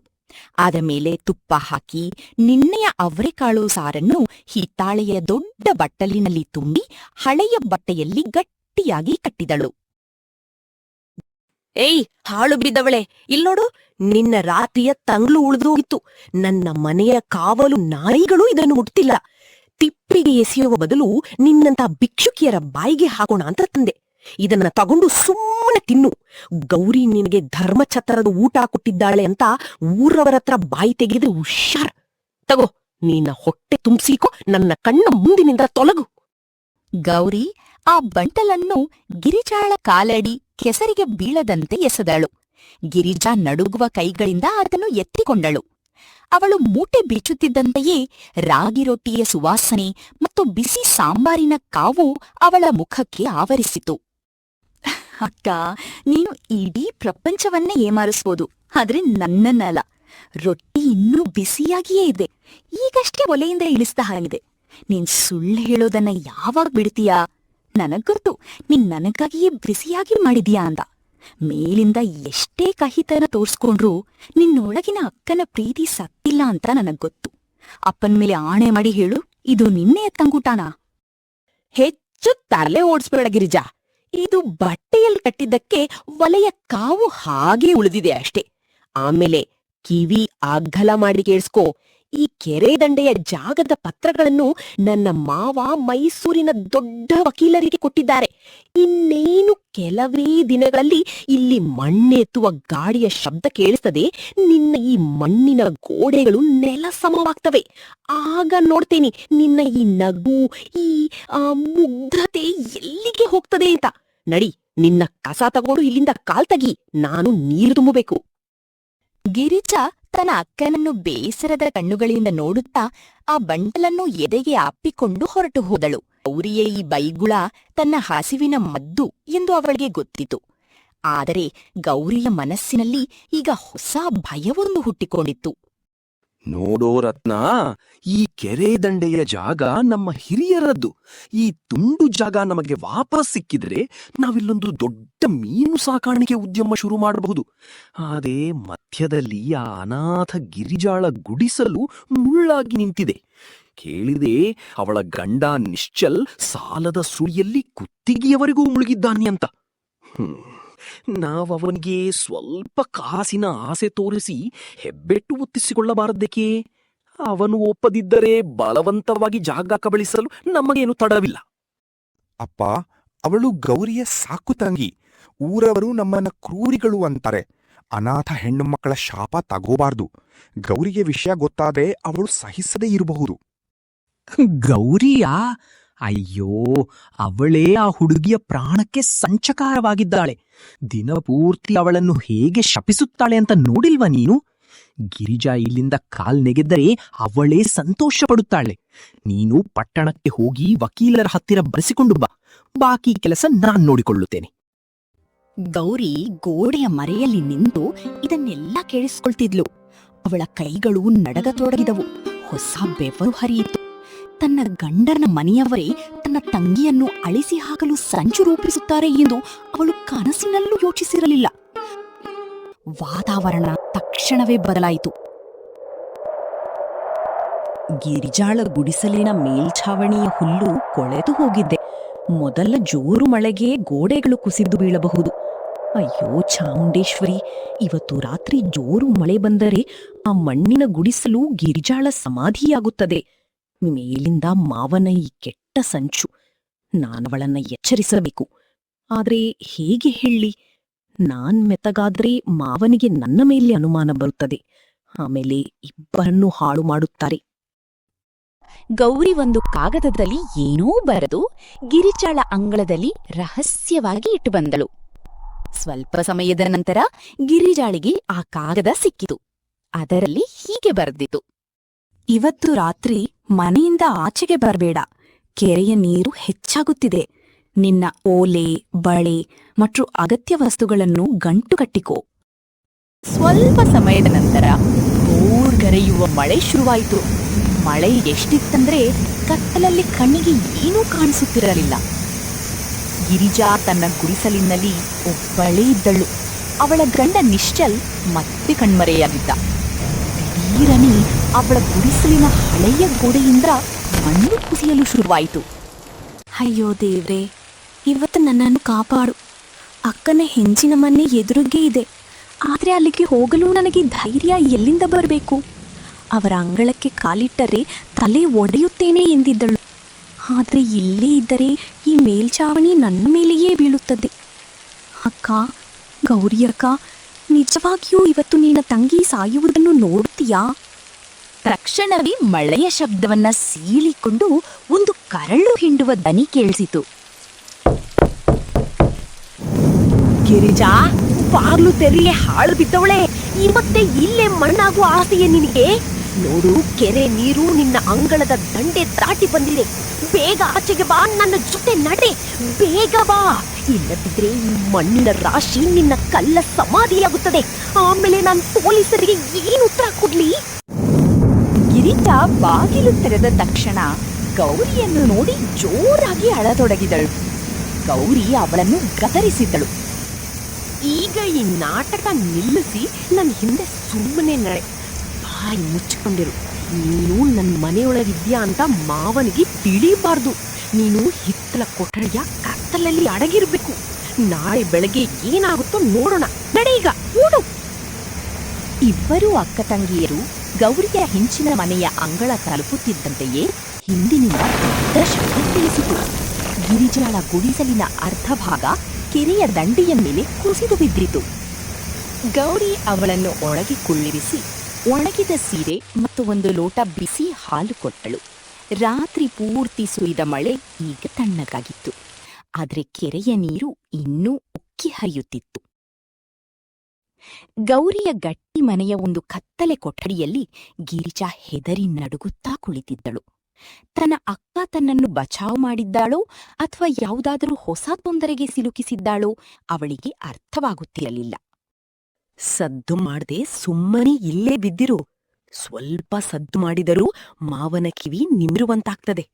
ನೀನಿಲ್ಲಡಗಿದೀಯಾ ಅಂತ ಅವರಿಗೆ ಗೊತ್ತಾದ್ರೆ ನಿನ್ನನ್ನು ಮನೆಯಿಂದ ಆಚೆಗೆ ತಳ್ಳುವುದು ಮಾತ್ರವಲ್ಲ, ನಿನ್ನನ್ನು ಎಳೆದುಕೊಂಡು ಬಂದಿದ್ದೇನಲ್ಲ ಅದೇ ಕೆಸರಿನಲ್ಲಿ ನನ್ನನ್ನು ತಂದು ನಿಲ್ಲಿಸ್ತಾರೆ. ನಿನ್ನ ಹಣೆ ಬರಹವೇ ಕೆಟ್ಟೋಗಿದೆ. ಆ ಗುಡಿಸಲು ಬಿದ್ದಿದ್ದೇ ತಡ, ನೀನು ನನ್ನ ನಿದ್ದೆಯನ್ನೇ ಹಾಳು ಮಾಡಿಬಿಟ್ಟೆ. ಅಕ್ಕ, ನೀನು ನನ್ನನ್ನು ಏಕೆ ಇಷ್ಟೊಂದು ಶಪಿಸುತ್ತೀಯಾ? ಆ ಕಂಟಕ ನನ್ನ ಎದುರು ಬಂದು ನಿಂತಾಗ ನೀನೇ ಅಲ್ವಾ ನಿನ್ನ ಜೀವವನ್ನೇ ಪಣಕ್ಕಿಟ್ಟು ನನ್ನನ್ನು ಇಲ್ಲಿಗೆ ಕರೆತಂದಿದ್ದು. ಆ ಕ್ಷಣದಲ್ಲಿ ನಿನ್ನ ಕಣ್ಣಲ್ಲಿದ್ದ ಭಯ ಪ್ರೀತಿಯೇ ಹೊರತು ದ್ವೇಷವಲ್ಲ. ಮತ್ತೆ ಯಾಕೆ ದಿಢೀರನೆ ಕಲ್ಲಿನ ಬೊಂಬೆಯಂತೆ ಆಗ್ಬಿಡ್ತೀಯಾ? ಅಪ್ಪ ಸಾಯುವಾಗ ನನ್ನ ಕೈಯನ್ನು ನಿನ್ನ ಕೈಯಲ್ಲಿ ಕೊಟ್ಟಿದ್ದು ನೀನು ನನ್ನನ್ನು ಪ್ರತಿಯೊಂದು ಕ್ಷಣವೂ ಹೀಗೆ ನೋಯಿಸಲಿ ಅಂತಾನಾ? ಅಪ್ಪನ ಹೆಸರೆತ್ತಬೇಡ. ಅವರು ಮಾಡಿದ ಕೆಲಸಕ್ಕೆ ನಾನು ಇವತ್ತಿನವರೆಗೂ ಅನುಭವಿಸುತ್ತಿದ್ದೇನೆ. ಆಮೇಲೆ ಕೇಳು, ಇದು ಯಾವ ಪಾಶವೂ ಅಲ್ಲ. ನೀನು ಸತ್ತು ಹೋದ ಮೇಲೆ ಊರವರು ನನ್ನನ್ನು ಬಯ್ಯಬಾರದು ಅಂತ ನಿನ್ನನ್ನು ಇಲ್ಲೇ ಇಟ್ಟುಕೊಂಡಿದ್ದೇನೆ ಅಷ್ಟೇ. ಆಮೇಲೆ ಆ ಕೆಸರಾದ ನಿನ್ನ ಸೀರೆಯನ್ನು ಇತ್ತಕೊಡು. ಅದನ್ನು ಆಚೆಗೆ ಎಸೆದು ಬಿಡ್ತೇನೆ. ನೀನು ನನ್ನ ಈ ಹಳೆಯ ಸೀರೆ ಉಟುಕೋ. ನೆನಪಿರಲಿ, ಸ್ವಲ್ಪ ಸಮಯದ ನಂತರ ನೀನಿಲ್ಲಿಂದ ತೊಲಗಬೇಕು. ನೀನು ಎಲ್ಲಾದ್ರೂ ಹೋಗಿ ಹಾಳಾಗು. ಗೌರಿ ಕಹಿ ಮಾತುಗಳನ್ನಾಡಿ ಆಚೆಗೆ ಹೊರಟು ಹೋದಳು. ಆದರೆ ಅವಳ ಎದೆ ಡವಡವ ಎಂದು ಹೊಡೆದುಕೊಳ್ಳುತ್ತಿತ್ತು. ತನ್ನ ಮಾವ ಶಂಭುಗೌಡರು ಬೆಳಗಿನ ವಾಯುವಿಹಾರಕ್ಕೆ ಹೊರಟು ಗಿರಿಜಾಳ ಗುಡಿಸಲಿನ ಸ್ಥಿತಿ ನೋಡಿ ಮೀಸೆಗೆ ಕೈ ಹಾಕಿಕೊಂಡು ಹಿಗ್ಗುತ್ತಾರೆ ಎಂಬುದು ಅವಳಿಗೆ ಗೊತ್ತಿತ್ತು. ಏಯ್ ರತ್ನ, ನೋಡು, ಇದನ್ನೇ ದೇವಮಾನವನ ಲೀಲೆ ಅನ್ನುವುದು. ನಿನ್ನೆ ರಾತ್ರಿಯ ಮಳೆ ನಮ್ಮ ಕೆಲಸವನ್ನು ವಾರಗಳ ಮುಂಚೆಯೇ ಸುಲಭ ಮಾಡಿಬಿಟ್ಟಿತು. ಆ ಗಿರಿಜಾಳ ಗುಡಿಸಲು ಕೆರೆಯ ಹೊಟ್ಟೆ ಸೇರಿದೆ. ಈಗ ಆ ತುಂಡು ಜಾಗ ಯಾರದ್ದೂ ಅಲ್ಲ. ಇವತ್ತು ಮಧ್ಯಾಹ್ನವೇ ನಾನು ಅಲ್ಲಿ ನಮ್ಮ ಗಡಿ ಗುರುತು ಹಾಕಿಸುತ್ತೇನೆ. ನಾಳೆಯಿಂದ ಮೀನು ಸಾಕಾಣಿಕೆ ಕೆಲಸ ಶುರು. ಆ ಹುಡುಗಿ ಈಗ ಎಲ್ಲಾದರೂ ಅಲೆಯಲಿ, ನಮಗೇನು.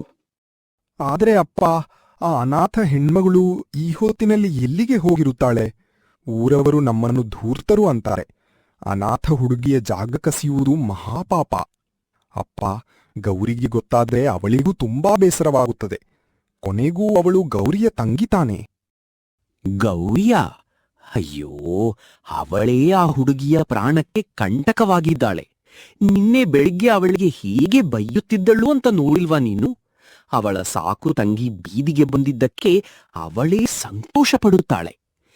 ಗೌರಿ ಸೊಸೆ, ಹೀಗೆ ಬಾ ಸ್ವಲ್ಪ. ತನ್ನ ಮಾವನ ದನಿ ಕೇಳಿ ಗೌರಿ ಆಚೆಗೆ ಬಂದು ಅವರ ಎದುರು ನಿಂತಳು. ಹೇಳಿ ಮಾವಯ್ಯ, ಬೆಳಿಗ್ಗೆಯೇ ಇಷ್ಟೊಂದು ಸಂತೋಷವಾಗಿದ್ದೀರಲ್ಲ, ಏನಾಯ್ತು? ಸೊಸೆ, ನೋಡು, ನಿನ್ನ ತಂಗಿ ಗಿರಿಜಾ ಈಗ ಮನೆ ಇಲ್ಲದಂತಾಗಿದ್ದಾಳೆ. ಅವಳ ಗುಡಿಸಲು ಬಿದ್ದು ಹೋಗಿದೆ. ಅವಳು ಓಡಿ ಹೋಗಿದ್ದಾಳೆ. ಈಗ ಆ ಜಾಗ ನಮ್ಮದು. ಹೇಳು, ನಿನಗೆ ಸಂತೋಷವಾಯಿತೆ? ಸಂತೋಷವೇ ಮಾವಯ್ಯ. ನನಗಂತೂ ಇಡೀ ಊರಿಗೆ ಸಕ್ಕರೆ ಹಂಚಬೇಕನ್ನಿಸ್ತಿದೆ. ಆ ಹುಡುಗಿ ನನ್ನ ಕಣ್ಣಿಗೆ ಮಣ್ಣೆರಚುತ್ತಿದ್ದಳು.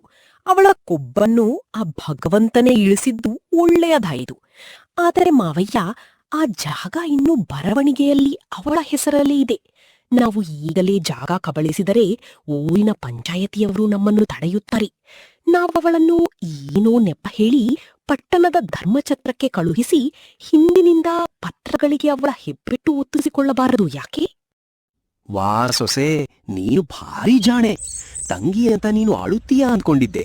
ಆದ್ರೆ ನೀನು ನನಗಿಂತಲೂ 4 ಹೆಜ್ಜೆ ಮುಂದೆ ಇದ್ದೀಯ. ಸರಿ, ನೀನು ಹೇಳಿದಂತೆಯೇ ಆಗಲಿ. ಆದ್ರೆ ಆ ಹುಡುಗಿ ಎಲ್ಲಿದ್ದಾಳೆ? ಬೆಳಿಗ್ಗೆಯಿಂದ ಕೆರೆ ದಂಡೆಯಲ್ಲಿ ಕಾಣಿಸುತ್ತಿಲ್ಲ. ಇರುತ್ತಾಳೆ, ಎಲ್ಲೋ ಯಾವುದೋ ಮರದ ಕೆಳಗೆ ಕುಳಿತು ಅಳುತ್ತಾ. ನೀವು ಚಿಂತೆ ಮಾಡಬೇಡಿ, ನಾನೇ ಹೋಗಿ ಅವಳನ್ನು ಹುಡುಕಿ ಅವಳು ಮತ್ತೆ ಹಿಂತಿರುಗಿ ಬರದಂತೆ ದೂರದ ಜಾಗಕ್ಕೆ ಕಳುಹಿಸಿಬಿಡುತ್ತೇನೆ. ನೀವು ಬರವಣಿಗೆ ಸಿದ್ಧವಾಗಿಡಿ. ರತ್ನ ತನ್ನ ಹೆಂಡತಿಯ ಈ ಸೀಮಿತ ಮುಖ ನೋಡಿ ಬೆರಗಾದ. ಗೌರಿ ಇಷ್ಟೊಂದು ಕಠೋರವಾಗಲು ಸಾಧ್ಯವೇ ಎಂದು ಅವನಿಗೆ ನಂಬಲು ಸಾಧ್ಯವಾಗಲಿಲ್ಲ. ಆದರೆ ಗೌರಿಯ ಒಳಗೆ ಎಂಥ ಬಿರುಗಾಳಿ ಬೀಸುತ್ತಿತ್ತು ಎಂಬುದು ಅವಳಿಗೆ ಮಾತ್ರ ಗೊತ್ತಿತ್ತು. ತನ್ನ ಮಾವನ ಜೊತೆ ಮಾತಾಡಿದ ನಂತರ ಅವಳು ಯಾರಿಗೂ ಕಾಣದಂತೆ ರಹಸ್ಯವಾಗಿ ತನ್ನ ತಂಗಿಯನ್ನು ಬಚ್ಚಿಟ್ಟಿದ್ದ ಜಾಗಕ್ಕೆ ಹೋದಳು. ಕೇಳು ಗಿರಿಜಾ, ಮಾವಯ್ಯನಿಗೆ ಅನುಮಾನ ಬಂದಾಗಿದೆ. ಅವರು ಇವತ್ತೇ ಆ ಜಾಗವನ್ನು ತಮ್ಮ ವಶಕ್ಕೆ ಪಡೆಯಲು ಯೋಚಿಸುತ್ತಿದ್ದಾರೆ. ನಿನ್ನನ್ನು ಶಾಶ್ವತವಾಗಿ ಇಲ್ಲಿಂದ ಮುಗಿಸಲು ಹೊಂಚಾಕ್ತಿದ್ದಾರೆ. ನೀನು ಓಡಿ ಹೋಗ್ಬೇಕು. ಇದ ತಗೋ, ಇದು ನನ್ನ ಮದುವೆಯ ಕೆಲವು ಒಡವೆಗಳು ಮತ್ತು ಸ್ವಲ್ಪ ಹಣ. ನೀನು ಸುಮ್ಮನೆ ಹಿತ್ತಲ ದಾರಿಯಿಂದ ಕಾಲ್ ತೆಗೆದು ಪಕ್ಕದ ಊರಿನಲ್ಲಿರುವ ನಮ್ಮ ಚಿಕ್ಕಮ್ಮನ ಮನೆಗೆ ಹೊರಟು ಹೋಗು. ಅಲ್ಲಿ ನೀನು ಕ್ಷೇಮವಾಗಿರ್ತೀಯ. ನೀನಿಲ್ಲೇ ಇದ್ರೆ ಮಾವಯ್ಯ ನಿನ್ಗೆ ಏನ್ ಮಾಡ್ತಾರೋ ಗೊತ್ತಿಲ್ಲ. ಅಕ್ಕ, ನಾನು ಎಲ್ಲೂ ಹೋಗೋದಿಲ್ಲ. ನನ್ನನ್ನು ಯಾಕೆ ಓಡಿಸ್ತಿದೀಯಾ? ನೀನು ಅವರ ಜೊತೆ ಸೇರ್ಕೊಂಡಿದೀಯಾ? ಈ ಒಡವೆಗಳನ್ನು ನನಗ್ಯಾಕೆ ಕೊಡ್ತಿದೀಯಾ? ಇದು ನಿನ್ನ ಮಾಂಗಲ್ಯದ ನೆನಪು. ನಾನು ನನ್ನ ಜಾಗವನ್ನು ಬಿಡುವುದಿಲ್ಲ. ಅದು ನನ್ನ ಅಪ್ಪ ಕೊಟ್ಟ ಕೊನೆಯ ಗುರುತು. ಆ ಜಾಗವನ್ನು ಅಪ್ಪ ನನಗಾಗಿ ಕೊಂಡುಕೊಟ್ಟಿದ್ದು. ನನ್ನ ಪ್ರಾಣ ಹೋದರೂ ನಾನು ಅಲ್ಲಿಂದ ಕದರುವುದಿಲ್ಲ. ಹುಚ್ಚಿ ಆಗ್ಬೇಡ. ನೀನ್ ಜೀವದ ಬೆಲೆ ಆ ಮಣ್ಣಿನ ತುಂಡಿಗಿಂತ ದೊಡ್ಡದು. ನೀನ್ ಸತ್ತೋದ್ರೆ ನಾನ್ ಯಾರ ಜೊತೆ ಜಗಳವಾಡ್ಲಿ? ಯಾರ ಮೇಲೆ ನನ್ ಸಿಟ್ಟು ತೀರಿಸ್ಕೊಳ್ಳಿ? ಯಾಕೆ ಅರ್ಥ ಮಾಡ್ಕೊಳ್ಳೋದಿಲ್ಲ? ಇದೆಲ್ಲವನ್ನೂ ನಿನ್ನನ್ನು ಬಚಾವ್ ಮಾಡಲು ಮಾಡುತ್ತೇನೆ. ಮಾವಯ್ಯ ಬಲಶಾಲಿ. ಅವರು ನಿನ್ನನ್ನು ನಾಶಪಡಿಸಿ ಬಿಡ್ತಾರೆ. ಹೋಗು ಇಲ್ಲಿಂದ. ಹಿಂತಿರುಗಿ ನೋಡಿದ್ರೆ ಹುಷಾರ್. ಹೋಡು ಗಿರಿಜಾ.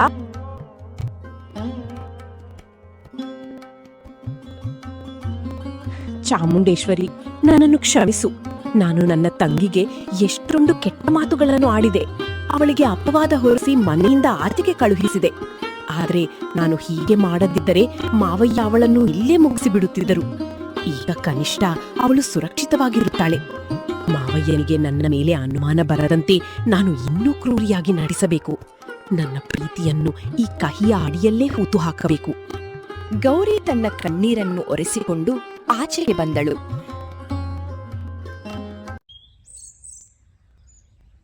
ಮಾವಯ್ಯ ಮತ್ತು ರತ್ನ ಕೆರೆಯತ್ತ ಹೋಗುತ್ತಿರುವುದನ್ನು ಅವಳು ಕಂಡಳು. ಅಲ್ಲಿ ಊರವರೂ ಗುಂಪುಗೂಡಿದ್ದರು. ನೋಡಿ ಊರವರೇ, ಈ ಜಾಗ ಈಗ ಯಾರದ್ದೂ ಅಲ್ಲ. ಆ ಗಿರಿಜಾ ಹೆದರಿ ಓಡಿ ಹೋಗಿದ್ದಾಳೆ. ಈಗ ನಾನಿಲ್ಲಿ ಗುಡಿ ಕಟ್ಟಿಸುತ್ತೇನೋ ಅಥವಾ ಮೀನು ಸಾಕಾಣಿಕೆ ಮಾಡುತ್ತೇನೋ ಅದು ನನ್ನಿಷ್ಟ. ಯಾರಿಗಾದರೂ ತೊಂದರೆ ಇದೆಯೇ? ಆದ್ರೆ ಗೌಡರೇ, ಆ ಅನಾಥ ಹುಡುಗಿ ಎಲ್ಲಿಗೆ ಹೋದ್ಲು? ಪಾಪ ಅವಳ ಮನೆ ಕುಸಿದ್ ಬಿದ್ದಿದೆ. ಕನಿಷ್ಠ ಇರಲು ಜಾಗವಾದ್ರೂ ಕೊಡಬೇಕಿತ್ತು. ನೀವವಳ ಹಕ್ಕನ್ನು ಕಸಿಯುತ್ತಿದ್ದೀರಾ. ಹಕ್ಕ? ಯಾರ ಹಕ್ಕು? ಗೌರಿ ಸೊಸೆ, ನೀನೇ ಹೇಳು. ಈ ಜಾಗ ನಮ್ಮದಲ್ಲವೇ? ನೀನು ಅವಳ ಹುಟ್ಟಿದ ಅಕ್ಕ ಇದ್ದಂತೆ. ನೀನೇ ಹೇಳು. ಹೌದು, ಖಂಡಿತ ಈ ಜಾಗ ನಮ್ಮದೇ. ಗಿರಿಜಾ ಕಳ್ಳಿ ಅವಳು ನನ್ನ ಒಡವೆಗಳನ್ನು ಕದ್ದು ಓಡಿ ಹೋಗಿದ್ದಾಳೆ. ಅವಳು ನನ್ನ ಮನೆಗೆ ರಹಸ್ಯವಾಗಿ ನುಗ್ಗಿ ಬೆಳಗಿನ ಜಾವ ನನ್ನ ಪೆಟ್ಟಿಗೆಯನ್ನು ಖಾಲಿ ಮಾಡಿ ಹೊರಟು ಹೋದಳು. ಈಗ ಅವಳು ಊರಿನಲ್ಲಿ ಮುಖ ತೋರಿಸೋದಿಲ್ಲ. ಮಾವಯ್ಯ, ನೀವು ಧೈರ್ಯವಾಗಿ ಇಲ್ಲಿ ನಿಮ್ಮ ಗಡಿ ಗುರುತು ಹಾಕಿ. ಈಗ ಇಲ್ಲಿ ಆ ಸಾಕು ತಂಗಿಯ ಹೆಸರೂ ಇರಬಾರ್ದು. ಆಮೇಲೆ ಅವಳ ಗಂಡ ಅವನು ಎಲ್ಲೋ ಬಿದ್ದು ಒದ್ದಾಡುತ್ತಿದ್ದಾನೋ ಏನೋ.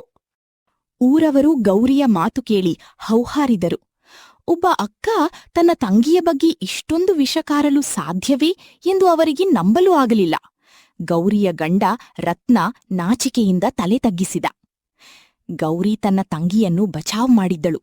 ಆದರೆ ಇಡೀ ಊರಿನ ಕಣ್ಣಿನಲ್ಲಿ ತಾನು ರಕ್ಕಸಿಯಾಗಿದ್ದಳು. ಅಪ್ಪ, ನನ್ನನ್ನು ಕ್ಷಮಿಸಿಬಿಡು. ನಾನು ಗಿರಿಜಾಳಿಗೆ ಅಪವಾದ ಹೊರಿಸಿದೆ. ಇದರಿಂದ ಅವಳು ಮಾವಯ್ಯನ ಕೋಪದಿಂದ ಪಾರಾಗಲಿ ಎಂದು. ಈಗ ಇಡೀ ಜಗತ್ತು ನನ್ನನ್ನು ಕೆಟ್ಟವಳು ಎನ್ನಬಹುದು. ಆದ್ರೆ ನನ್ನ ತಂಗಿ ಕ್ಷೇಮವಾಗಿದ್ದಾಳೆ. ನನಗಷ್ಟೇ ಸಾಕು. ಆದ್ರೆ ಈ ಶೂನ್ಯವನ್ನು ಅಪ್ಪ ನಾನು ಹೇಗೆ ತುಂಬಲಿ? ಕೆರೆಯ ಅಲೆಗಳೂ ಇವತ್ತು ನನ್ನನ್ನು ಚುಚ್ಚುತ್ತಿವೆ. ಇದೆಲ್ಲ ಮುಗಿದ ಮೇಲೆ ಜನರೆಲ್ಲ ತಮ್ಮ ಮನೆಗಳಿಗೆ ತೆರಳಿದರು. ನಿಶ್ಚಲ್ ಹೆಂಡದ ತಲಾಟೆಯಲ್ಲಿ ಹಿಂತಿರುಗಿದ್ದ. ತನ್ನ ಗುಡಿಸಲು ಕಾಣಿಸದೇ ಇದ್ದದ್ದನ್ನು ನೋಡಿ ಗೌರಿಯ ಮನೆಯ ಆಚೆ ನಿಂತು ಜೋರಾಗಿ ಕೂಗಾಡತೊಡಗಿದ. ಎಲ್ಲಿದೆ ನನ್ನ ಗುಡಿಸಲು? ಎಲ್ಲಿದೆ ನನ್ನ ಜಾಗ? ಏಯ್ ಗೌಡ, ನನ್ನ ಹೆಂಡತಿಯನ್ನು ಎಲ್ಲಿ ಬಚ್ಚಿಟ್ಟಿದ್ದೀಯಾ? ನಿನ್ನನ್ನು ಬಿಡುವುದಿಲ್ಲ. ಗೌರಿ, ನೀನು ದೊಡ್ಡ ಅಕ್ಕ ಅಂತೀಯಲ್ವಾ? ನೀನೇ ನನ್ನ ಗಿರಿಜಾಳನ್ನು ಎಲ್ಲೋ ಮಾರಿಬಿಟ್ಟಿದ್ದೀಯಾ? ಗೌರಿ ಆಚೆಗೆ ಬಂದಳು. ಆದ್ರೆ ಅವಳ ಮುಖದಲ್ಲಿ ಭಯವಿರಲಿಲ್ಲ, ಹೊಸ ಮಿಂಚಿತ್ತು. ಈಗ ನಿಶ್ಚಲನ್ನು ದಾಳವಾಗಿ ಬಳಸಿ ತನ್ನ ತಂಗಿಯ ಜಾಗವನ್ನು ವಾಪಸ್ ಕೊಡಿಸಬಹುದು ಎಂಬುದು ಅವಳಿಗೆ ಗೊತ್ತಿತ್ತು. ಬಾಯಿ ಮುಚ್ಚೋ ಕುಡ್ಕ! ನಮ್ಮ ಮನೆಯೆದುರು ಬಂದು ಬೆದರಿಕೆ ಹಾಕಲು ನಿನಗೆಷ್ಟು ಧೈರ್ಯ? ನಿನ್ನ ಹೆಂಡತಿ ಓಡಿ ಹೋಗಿದ್ದಾಳೆ, ಯಾಕಂದ್ರೆ ನೀನೊಬ್ಬ ಸೋಮಾರಿ. ನಿನಗೆ ನಿನ್ನ ಜಾಗ ವಾಪಸ್ ಬೇಕಿದ್ದರೆ ಹೋಗಿ ಪಂಚಾಯತಿಯಲ್ಲಿ ಗೌಡರ ವಿರುದ್ಧ ಸಾಕ್ಷಿ ಹೇಳು, ಅವರು ನಿನಗೆ ಬೆದರಿಕೆ ಹಾಕಿದ್ದರು ಅಂತ.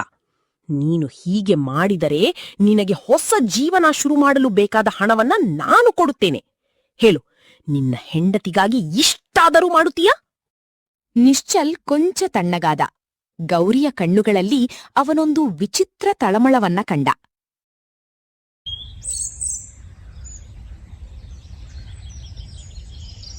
ಮಾರ್ನೇ ದಿನ ಯಾವ ಆಲದ ಮರದ ಕೆಳಗೆ ನ್ಯಾಯ ಸಿಗುತ್ತಿತ್ತೋ ಅದೇ ಹಳೆಯ ಆಲದ ಮರದ ಕೆಳಗೆ ಪಂಚಾಯಿತಿ ಸೇರಿತ್ತು. ಇವತ್ತು ಇಬ್ಬರು ಅಕ್ಕ ತಂಗಿಯರ ಹಣೆಬರಹ ಮತ್ತು ಒಂದು ಮನೆತನದ ಗೌರವ ಪಣಕ್ಕಿಟ್ಟಿತ್ತು. ಯಜಮಾನ್ರೇ, ನೀವು ಕೂಡ ಈ ಕುಡುಕನ ಮಾತುಗಳನ್ನು ನಂಬಬಿಟ್ಟಿರಾ? ಸೂರ್ಯ ಯಾವ ಕಡೆಯಿಂದ ಹುಟ್ಟುತ್ತಾನೆ ಅಂತ ಗೊತ್ತಿಲ್ಲದ ಮನುಷ್ಯ ನನ್ನ ಮೇಲೆ ಅಪವಾದ ಹೊರಿಸುತ್ತಿದ್ದಾನೆ. ಗಿರಿಜಾ ಕಳ್ಳಿ. ಈ ಮಾತನ್ನು ನಾನಲ್ಲ, ಅವಳ ಸ್ವಂತ ಅಕ್ಕ ಗೌರಿ ಹೇಳಿದ್ದಾಳೆ. ಗೌರಿ ನನ್ನ ಸೊಸೆ ಮತ್ತು ಆ ಹುಡುಗಿಯ ದೊಡ್ಡ ಅಕ್ಕ ಕೂಡ. ಯಾವತ್ತಾದ್ರೂ ಒಬ್ಬ ಅಕ್ಕ ತನ್ನ ತಂಗಿಯನ್ನು ಸುಮ್ಮನೆ ಕಳ್ಳಿ ಅಂತಾಳ? ಗೌರಿ, ಸೊಸೆ, ಮುಂದೆ ಬಾ ಮತ್ತು ಈ ಇಡೀ ಪಂಚಾಯತಿಗೆ ಸತ್ಯ ಏನೆಂದು ಹೇಳಿಬಿಡು. ಇದರಿಂದ ಈ ಕುಡುಕನ ಬಾಯಿ ಶಾಶ್ವತವಾಗಿ ಮುಚ್ಚಿ ಹೋಗ್ಲಿ. ಹೌದು ಯಜಮಾನರೇ, ಮಾವಯ್ಯ ಹೇಳುತ್ತಿರುವುದು ತೀರಾ ನಿಜ. ಗಿರಿಜಾ ಬರೀ ನನ್ನ ಸಾಕು ತಂಗಿ ಮಾತ್ರವಲ್ಲ, ಒಬ್ಬಳು ಕಟುಕ ಕಳ್ಳಿಯೂ ಹೌದು. ಅವಳು ನನ್ನ ನಂಬಿಕೆಗೆ ದ್ರೋಹ ಬಗೆದಳು. ಯಾವ ರಾತ್ರಿ ಅವಳ ಗುಡಿಸಲು ಬಿದ್ದಿತೋ ಅದೇ ರಾತ್ರಿ ಅವಳು ನನ್ನ ಮನೆಗೆ ರಹಸ್ಯವಾಗಿ ನುಗ್ಗಿ ನನ್ನ ಮಾಂಗಲ್ಯದ ಒಡವೆಗಳು ಮತ್ತು ರತ್ನಾವರ ವರ್ಷಗಳ ಸಂಪಾದನೆಯನ್ನು ದೋಚಿ ಓಡಿ ಹೋದಳು. ಈ ನಿಶ್ಚಲ್ ಏನೆಂದು ಸಾಕ್ಷಿ ಹೇಳುತ್ತಾನೆ? ಇವನಂತೂ ತನ್ನ ಹೆಂಡತಿಯ ಒಡವೆಗಳನ್ನು ಮಾರಿ ಹೆಂಡ ಕುಡಿಯುತ್ತಿದ್ದವನು.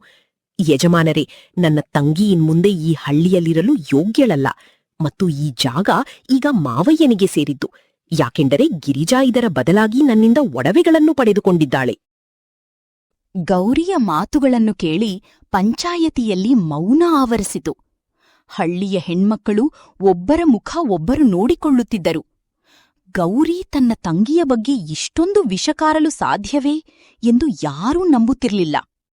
ನೋಡಿ ಗೌಡರೆ, ನಾವು ನಿಮ್ಮನ್ನು ಇಲ್ಲಿಗೆ ಕರೆಸಿದ್ದು ಯಾಕೆಂದ್ರೆ ನಿಶ್ಚಲ ನಿಮ್ಮ ಮೇಲೆ ಗಂಭೀರವಾದ ಅಪವಾದಗಳನ್ನು ಹೊರಿಸಿದ್ದಾನೆ. ನಿಶ್ಚಲನ ಪ್ರಕಾರ ನೀವು ಅವಳ ಗುಡಿಸಲು ಬಿದ್ದಿದ್ದನ್ನು ದುರುಪಯೋಗಪಡಿಸಿಕೊಂಡು ಅವಳ ಹೆಂಡತಿ ಗಿರಿಜಾಳಿಗೆ ಹೆದರಿಸಿ ಬೆದರಿಸಿ ಊರಿಂದ ಓಡಿಸಿದ್ದೀರಾ. ಇದರಿಂದ ನೀವು ಆ ಕೆರೆದಂಡೆಯ ಜಾಗವನ್ನು ಕಬಳಿಸಬಹುದು ಅಂತ. ಹಳ್ಳಿಯ ಜನರೂ ಕೂಡ ಗೌರಿ ಸೊಸೆ ತನ್ನ ತಂಗಿಯ ಮೇಲೆ ಕಳ್ಳತನದ ಸುಳ್ಳು ಅಪವಾದ ಹೊರಿಸಿದ್ದಾಳೆ ಅಂತ ಗುಸುಗುಸು ಮಾತಾಡಿಕೊಳ್ತಿದ್ದಾರೆ. ನಿಮ್ಮ ಸಮರ್ಥನೆಗೆ ನೀವೇನು ಹೇಳಲು ಬಯಸುತ್ತೀರಿ? ಬಾಯಿ ಮುಚ್ಚೋ ನೀಚ ಮನುಷ್ಯನೇ! ನನ್ನ ಸೊಸೆಯ ಮೇಲೆ ಸುಳ್ಳು ಅಪವಾದ ಹೊರಿಸುತ್ತೀಯಾ? ಸೊಸೆ, ನೀನು ಒಳಗೆ ಹೋಗು. ಈ ಕುಡುಕನ ಹರಟೆಯನ್ನು ಕೇಳುವ ಅಗತ್ಯವಿಲ್ಲ. ಯಜಮಾನರೇ, ತೀರ್ಪು ಕೊಡಿ. ಜಾಗ ನಮ್ಮದು ಮತ್ತು ಗಿರಿಜಾ ಒಬ್ಬ ಅಪರಾಧಿ. ಇವತ್ತು ನಾನೇನಾದ್ರೂ ಸುಮ್ಮನಿದ್ರೆ ಗಿರಿಜಾಳಿಗೆ ಅವಳ ಮನೆ ವಾಪಸ್ ಸಿಗ್ಬಹುದು. ಆದ್ರೆ ನಾನು ರತ್ನ ಅವರ ಕಣ್ಣಿನಲ್ಲಿ ಶಾಶ್ವತವಾಗಿ ಕೆಟ್ಟವಳಾಗ್ಬಿಡ್ತೇನೆ. ಇಡೀ ಊರು ನನ್ನನ್ನು ಕೆಟ್ಟವಳು ಎನ್ನುತ್ತದೆ. ಆದ್ರೆ ನಾನು ಸತ್ಯ ಹೇಳಿದರೆ ಮಾವಯ್ಯ ಗಿರಿಜಾಳನ್ನು ಸುಮ್ಮನೆ ಬಿಡುವುದಿಲ್ಲ. ಅಪ್ಪ, ನಾನು ಏನ್ ಮಾಡ್ಲಿ? ಒಬ್ಬ ಅಕ್ಕನ ಧರ್ಮ ತನ್ನ ಮರ್ಯಾದೆ ಉಳಿಸಿಕೊಳ್ಳುವುದರಲ್ಲಿದೆಯೇ ಅಥವಾ ತನ್ನ ತಂಗಿಯ ಸೂರು ಕಾಯುವುದರಲ್ಲಿದೆಯೇ? ಗೌರಿಯ ಎದೆ ಸೀಳುವಂತಾಗುತ್ತಿತ್ತು. ಅವಳೊಂದು ದೀರ್ಘ ಉಸಿರೆಳೆದು ದಿಢೀರನೆ ತನ್ನ ಮನಸ್ಸಿನಲ್ಲಿ ಏನೋ ನಿರ್ಧರಿಸಿದಳು. ಅವಳ ಕಣ್ಣುಗಳಲ್ಲಿ ಈಗ ಕಣ್ಣೀರಿರಲಿಲ್ಲ, ಬದಲಿಗೆ ಕಿಚ್ಚಿತ್ತು. ನಿಲ್ಲಿಸಿ ಯಜಮಾನರೇ, ತೀರ್ಪು ಇನ್ನೂ ಆಗಿಲ್ಲ. ಮಾವಯ್ಯ, ನೀವು ಬಹಳ ದೊಡ್ಡ ಆಟಗಾರರು. ಆದ್ರೆ ನೀವು ಮರೆತು ಬಿಟ್ಟಿರಿ, ಒಬ್ಬ ಹೆಣ್ಣು ತನ್ನ ಪ್ರೀತಿಗಾಗಿ ಜೀವವನ್ನೇ ಕೊಡಬಲ್ಲಳು ಎಂದರೆ ತನ್ನ ತಂಗಿಗಾಗಿ ತನ್ನ ಮರ್ಯಾದೆಯನ್ನು ತ್ಯಾಗ ಮಾಡಬಲ್ಲಳು. ಯಜಮಾನರೇ, ನಾನು ಈಗ ತಾನೇ ಹೇಳಿದ್ದೆಲ್ಲವೂ ಸುಳ್ಳು. ಗಿರಿಜಾ ಯಾವುದೇ ಕಳ್ಳತನ ಮಾಡಿಲ್ಲ. ಆ ಒಡವೆಗಳನ್ನು ನಾನೇ ಸ್ವತಃ ನನ್ನ ಕೈಯಾರೆ ಅವಳಿಗೆ ಕೊಟ್ಟಿದ್ದೆ. ಇದರಿಂದ ಅವಳು ಈ ಹಳ್ಳಿಯ ಕಟುಕರಿಂದ ದೂರ ತನ್ನ ಜೀವ ಉಳಿಸಿಕೊಳ್ಳಲಿ ಅಂತ. ಇಡೀ ಹಳ್ಳಿಯಲ್ಲಿ ಸಿಡಿಲು ಬಡಿದಂತಾಯಿತು. ಮಾವಯ್ಯನ ಮುಖ ಕೆಂಪಗಾಯಿತು ಮತ್ತು ಅವರು ಕಂಗಾಲಾಗಿ ಎದ್ದು ನಿಂತರು. ಸೊಸೆ, ಏನೇನು ಹುಚ್ಚು ಮಾತಾಡ್ತಿದೀಯಾ? ಪ್ರಜ್ಞೆಯಲ್ಲಿದೀಯಾ? ನಿನಗೇನಾದ್ರೂ ಹುಚ್ಚಿಡಿದಿದೆಯೇ? ಇಲ್ಲ ಮಾವಯ್ಯ, ಇವತ್ತು ನಾನು ಪ್ರಜ್ಞೆಗೆ ಬಂದಿದ್ದೇನೆ. ಯಜಮಾನರೇ, ಸತ್ಯ ಏನಂದ್ರೆ ಗಿರಿಜಾಳ ಗುಡಿಸಲು ಬಿದ್ದ ನಂತರ ಮಾವಯ್ಯ ನನ್ನ ಬಳಿ ಆ ಜಾಗವನ್ನು ಕಬಳಿಸಬೇಕು ಎಂದು ಹೇಳಿದ್ರು. ಇವರೇ ಸಂಚು ರೂಪಿಸಿದ್ದರು ಗಿರಿಜಾಳನ್ನು ಮನೆಯಿಲ್ಲದಂತೆ ಮಾಡಲು. ನಾನು ನನ್ನ ತಂಗಿಯನ್ನು ಕಾಪಾಡಲು ಅವಳನ್ನು ರಾತ್ರೋರಾತ್ರಿ ಇಲ್ಲಿಂದ ಓಡಿಸಿದೆ ಮತ್ತು ನನ್ನನ್ನು ಊರವರ ಕಣ್ಣಿನಲ್ಲಿ ಕೆಟ್ಟವಳನ್ನಾಗಿ ಮಾಡಿಕೊಂಡೆ.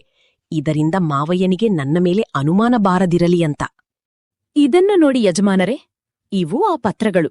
ಇದರ ಮೇಲೆ ಮಾವಯ್ಯ ವಂಚನೆಯಿಂದ ಗಿರಿಜಾಳ ಹೆಬ್ಬೆಟ್ಟು ಗುರುತು ಪಡೆಯಲು ಸಂಚು ಹೂಡಿದ್ದರು.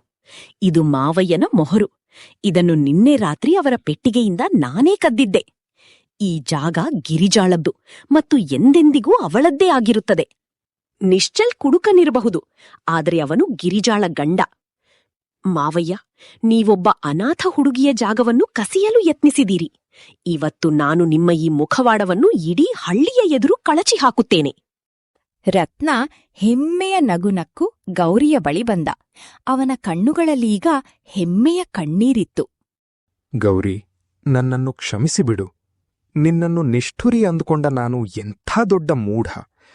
ಇಷ್ಟೊಂದು ದೊಡ್ಡ ಹೊರೆಯನ್ನು ನೀನೊಬ್ಬಳೇ ಹೇಗೆ ಹೊತ್ತಿದ್ದೆ? ನಿನ್ನ ತಂಗಿಗಾಗಿ ನಿನ್ನ ಇಡೀ ಮಾನ ಮರ್ಯಾದೆಯನ್ನೇ ಪಣಕ್ಕಿಟ್ಟೆ. ಅಪ್ಪ, ಇವತ್ತು ನನಗೆ ನಿಮ್ಮ ಮಗ ಎಂದು ಹೇಳಿಕೊಳ್ಳಲು ನಾಚಿಕೆಯಾಗುತ್ತಿದೆ. ನೀವು ನನ್ನ ಹೆಂಡತಿಯನ್ನು ನಿಮ್ಮ ದುರಾಶೆಗೆ ಬಳಸಿಕೊಂಡಿರಿ. ಇದೆಲ್ಲ ಸುಳ್ಳು ಹೇಳ್ತಿದ್ದಾಳೆ. ಈ ಹಾಳು ಬಿದ್ದವಳು ನನ್ನ ಮನೆ ಹಾಳು ಮಾಡ್ತಿದ್ದಾಳೆ. ಇವಳನ್ನು ಬಿಡೋದಿಲ್ಲ. ಸಾಕು ಮಾಡಿ ಗೌಡ್ರೆ, ನಿಮ್ಮ ನಿಜ ಬಣ್ಣ ಬಯಲಾಗಿದೆ. ಗೌರಿ ಮಾಡಿದ್ದನ್ನು ಯಾವ ಸಾಮಾನ್ಯ ಹೆಣ್ಣು ಮಾಡಲು ಸಾಧ್ಯವಿಲ್ಲ. ತನ್ನ ಮೇಲಿನ ಅಪವಾದವನ್ನು ಸಹಿಸಿಕೊಂಡು ತಂಗಿಯ ಸೂರು ಕಾಪಾಡಿದ್ದು ದೇವತೆಯ ಕೆಲಸ. ಪಂಚಾಯತಿಯ ತೀರ್ಪು ಏನೆಂದರೆ ಗಿರಿಜಾಳ ಜಾಗವನ್ನು ಅವಳಿಗೆ ತಕ್ಷಣವೇ ವಾಪಸ್ ಕೊಡಬೇಕು ಮತ್ತು ಗೌಡರು ಈ ಸಂಚಿಗಾಗಿ ಊರಿನ ದೇವಸ್ಥಾನದ ಕೊಟ್ಟಿಗೆಯಲ್ಲಿ 1 ತಿಂಗಳ ಕಾಲ ಸೇವೆ ಮಾಡಬೇಕು ಹಾಗೂ ದಂಡ ತೆರಬೇಕು. ಮಾರನೇ ದಿನ ಗಿರಿಜಾ ತನ್ನ ಗಂಡನ ಜೊತೆ ಗೌರಿಯ ಮನೆಗೆ ಬಂದು ಅವಳನ್ನು ಕೂಗುತ್ತಾಳೆ. ಅವಳ ಕೂಗು ಕೇಳಿ ಗೌರಿ ಮತ್ತು ಅವಳ ಗಂಡ ರತ್ನ ಆಚೆಗೆ ಬರುತ್ತಾರೆ. ಅಕ್ಕ, ಚಿಕ್ಕಮ್ಮ ನಮಗೆ ಎಲ್ಲವನ್ನೂ ಹೇಳಿದ್ರು. ನನ್ನನ್ನು ಕಾಪಾಡಲು ನಿನ್ನನ್ನೇ ನೀನು ಕಳ್ಳಿ ಎಂದು ಒಪ್ಪಿಕೊಂಡೆಯಂತೆ. ನಿನ್ನನ್ನು ಕಲ್ಲು ಮನಸ್ಸಿನವಳು ಅಂದುಕೊಂಡ ನಾನು ಎಂಥ ಪಾಪಿ. ಅಕ್ಕ, ನನಗಾಗಿ ನಿನ್ನ ಇಡೀ ಜೀವನವನ್ನೇ ಪಣಕ್ಕಿಟ್ಟೆಯಲ್ಲ. ನನ್ನನ್ನು ಕ್ಷಮಿಸ್ಬಿಡು ಅಕ್ಕ, ನನ್ನನ್ನು ಕ್ಷಮಿಸ್ಬಿಡು. ಹುಚ್ಚಿ, ಯಾಕೆ ಅಳುತ್ತೀಯಾ? ನೀನು ನನ್ನ ತಂಗಿ, ನನ್ನ ಜೀವನ ತುಂಡು. ಅಪ್ಪ ಸಾಯುವಾಗ ಗಿರಿಜಾಳನ್ನು ಚೆನ್ನಾಗಿ ನೋಡಿಕೋ ಎಂದಿದ್ದರು. ನಿನ್ನನ್ನು ಕಾಪಾಡದಿದ್ದರೆ ನಾನು ಅಪ್ಪನಿಗೆ ಏನು ಮುಖ ತೋರಿಸಲಿ? ನನಗೆ ಊರವರ ಬೈಗುಳ ಸಮ್ಮತವಿತ್ತು, ಆದ್ರೆ ನಿನ್ನ ಕಣ್ಣೀರಲ್ಲ. ನೋಡು, ಈಗ ನಿನ್ನ ಮನೆ ಮತ್ತೆ ರೂಪುಗೊಳ್ಳುತ್ತದೆ. ಇನ್ಮುಂದೆ ಯಾರೂ ಅದನ್ನು ನಿನ್ನಿಂದ ಕಸಿಯೋದಿಲ್ಲ. ತನ್ನ ಅಕ್ಕ ಗೌರಿಯಿಂದ ಈ ಎಲ್ಲ ಮಾತುಗಳನ್ನ ಕೇಳಿ ಗಿರಿಜಾಳ ಕಣ್ಣಿನಲ್ಲಿ ಕಣ್ಣೀರು ಹರಿಯುತ್ತದೆ.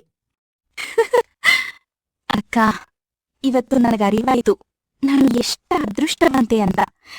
ಯಾಕಂದ್ರೆ ನಿನಗೆ ಸಿಕ್ಕಂಡೆ ಅಕ್ಕ, ನನಗೆ ಸಿಕ್ಕಿದೀಯ. ಅಕ್ಕ, ನಿನಗೆ ತುಂಬಾ ಧನ್ಯವಾದಗಳು. ನೀನು ನನಗೆ ಹೊಸ ಜೀವನ ಕೊಟ್ಟಿದ್ದೀಯ. ಇಲ್ಲದಿದ್ರೆ ನನ್ನ ಬದುಕು ಏನಾಗುತ್ತಿತ್ತೋ ಗೊತ್ತಿಲ್ಲ. ಅಕ್ಕ, ಭಾವ, ನಿಮ್ಮಿಬ್ಬರ ಬಳಿಯೂ ನಾನು ಕ್ಷಮೆ ಕೇಳ್ತೇನೆ. ನಾನು ಯಾವಾಗಲೂ ಹೆಂಡದ ತಲಾಟೆಯಲ್ಲೇ ಇರ್ತಿದ್ದೆ. ಗಿರಿಜಾಳ ಜೀವನದ ಬಗ್ಗೆ ಯೋಚಿಸಲೇ ಇಲ್ಲ. ಆದರೆ ಬದುಕಿನಲ್ಲಿ ಕುಟುಂಬವೇ ಎಲ್ಲವೂ ಎಂದು ನನಗಿವತ್ತು ಅರ್ಥವಾಗಿದೆ. ನೋಡು, ಕೊನೆಗೂ ನಿನಗೆ ಎಲ್ಲವೂ ಅರ್ಥವಾಯಿತಲ್ಲ, ಸಂತೋಷ. ಆದ್ರೆ ನೀನು ನನಗೊಂದು ಮಾತು ಕೊಡಬೇಕು. ಇನ್ಮುಂದೆ ಕುಡಿಯುವುದು ಹಾಗಿರ್ಲಿ, ಅದರ ಬಗ್ಗೆ ಯೋಚಿಸುವುದೂ ಇಲ್ಲ ಎಂದು. ಇನ್ನು ಸಂಸಾರವನ್ನು ನಡೆಸಲು ಒಂದು ಒಳ್ಳೆಯ ಕೆಲಸದ ವಿಷಯ, ಅದನ್ನ ನಾನು ನಿನಗೆ ಕೊಡಿಸ್ತೇನೆ. ನೀನು ಗಿರಿಜಾ ಜೊತೆ ನಿನ್ನ ಈ ಸಣ್ಣ ಜೀವನದ ಪ್ರಯಾಣದಲ್ಲಿ ಸದಾ ನಗುತ್ತಾ ಪ್ರಾಮಾಣಿಕತೆಯಿಂದ ಮುನ್ನಡೆದ್ರೆ ಸಾಕು.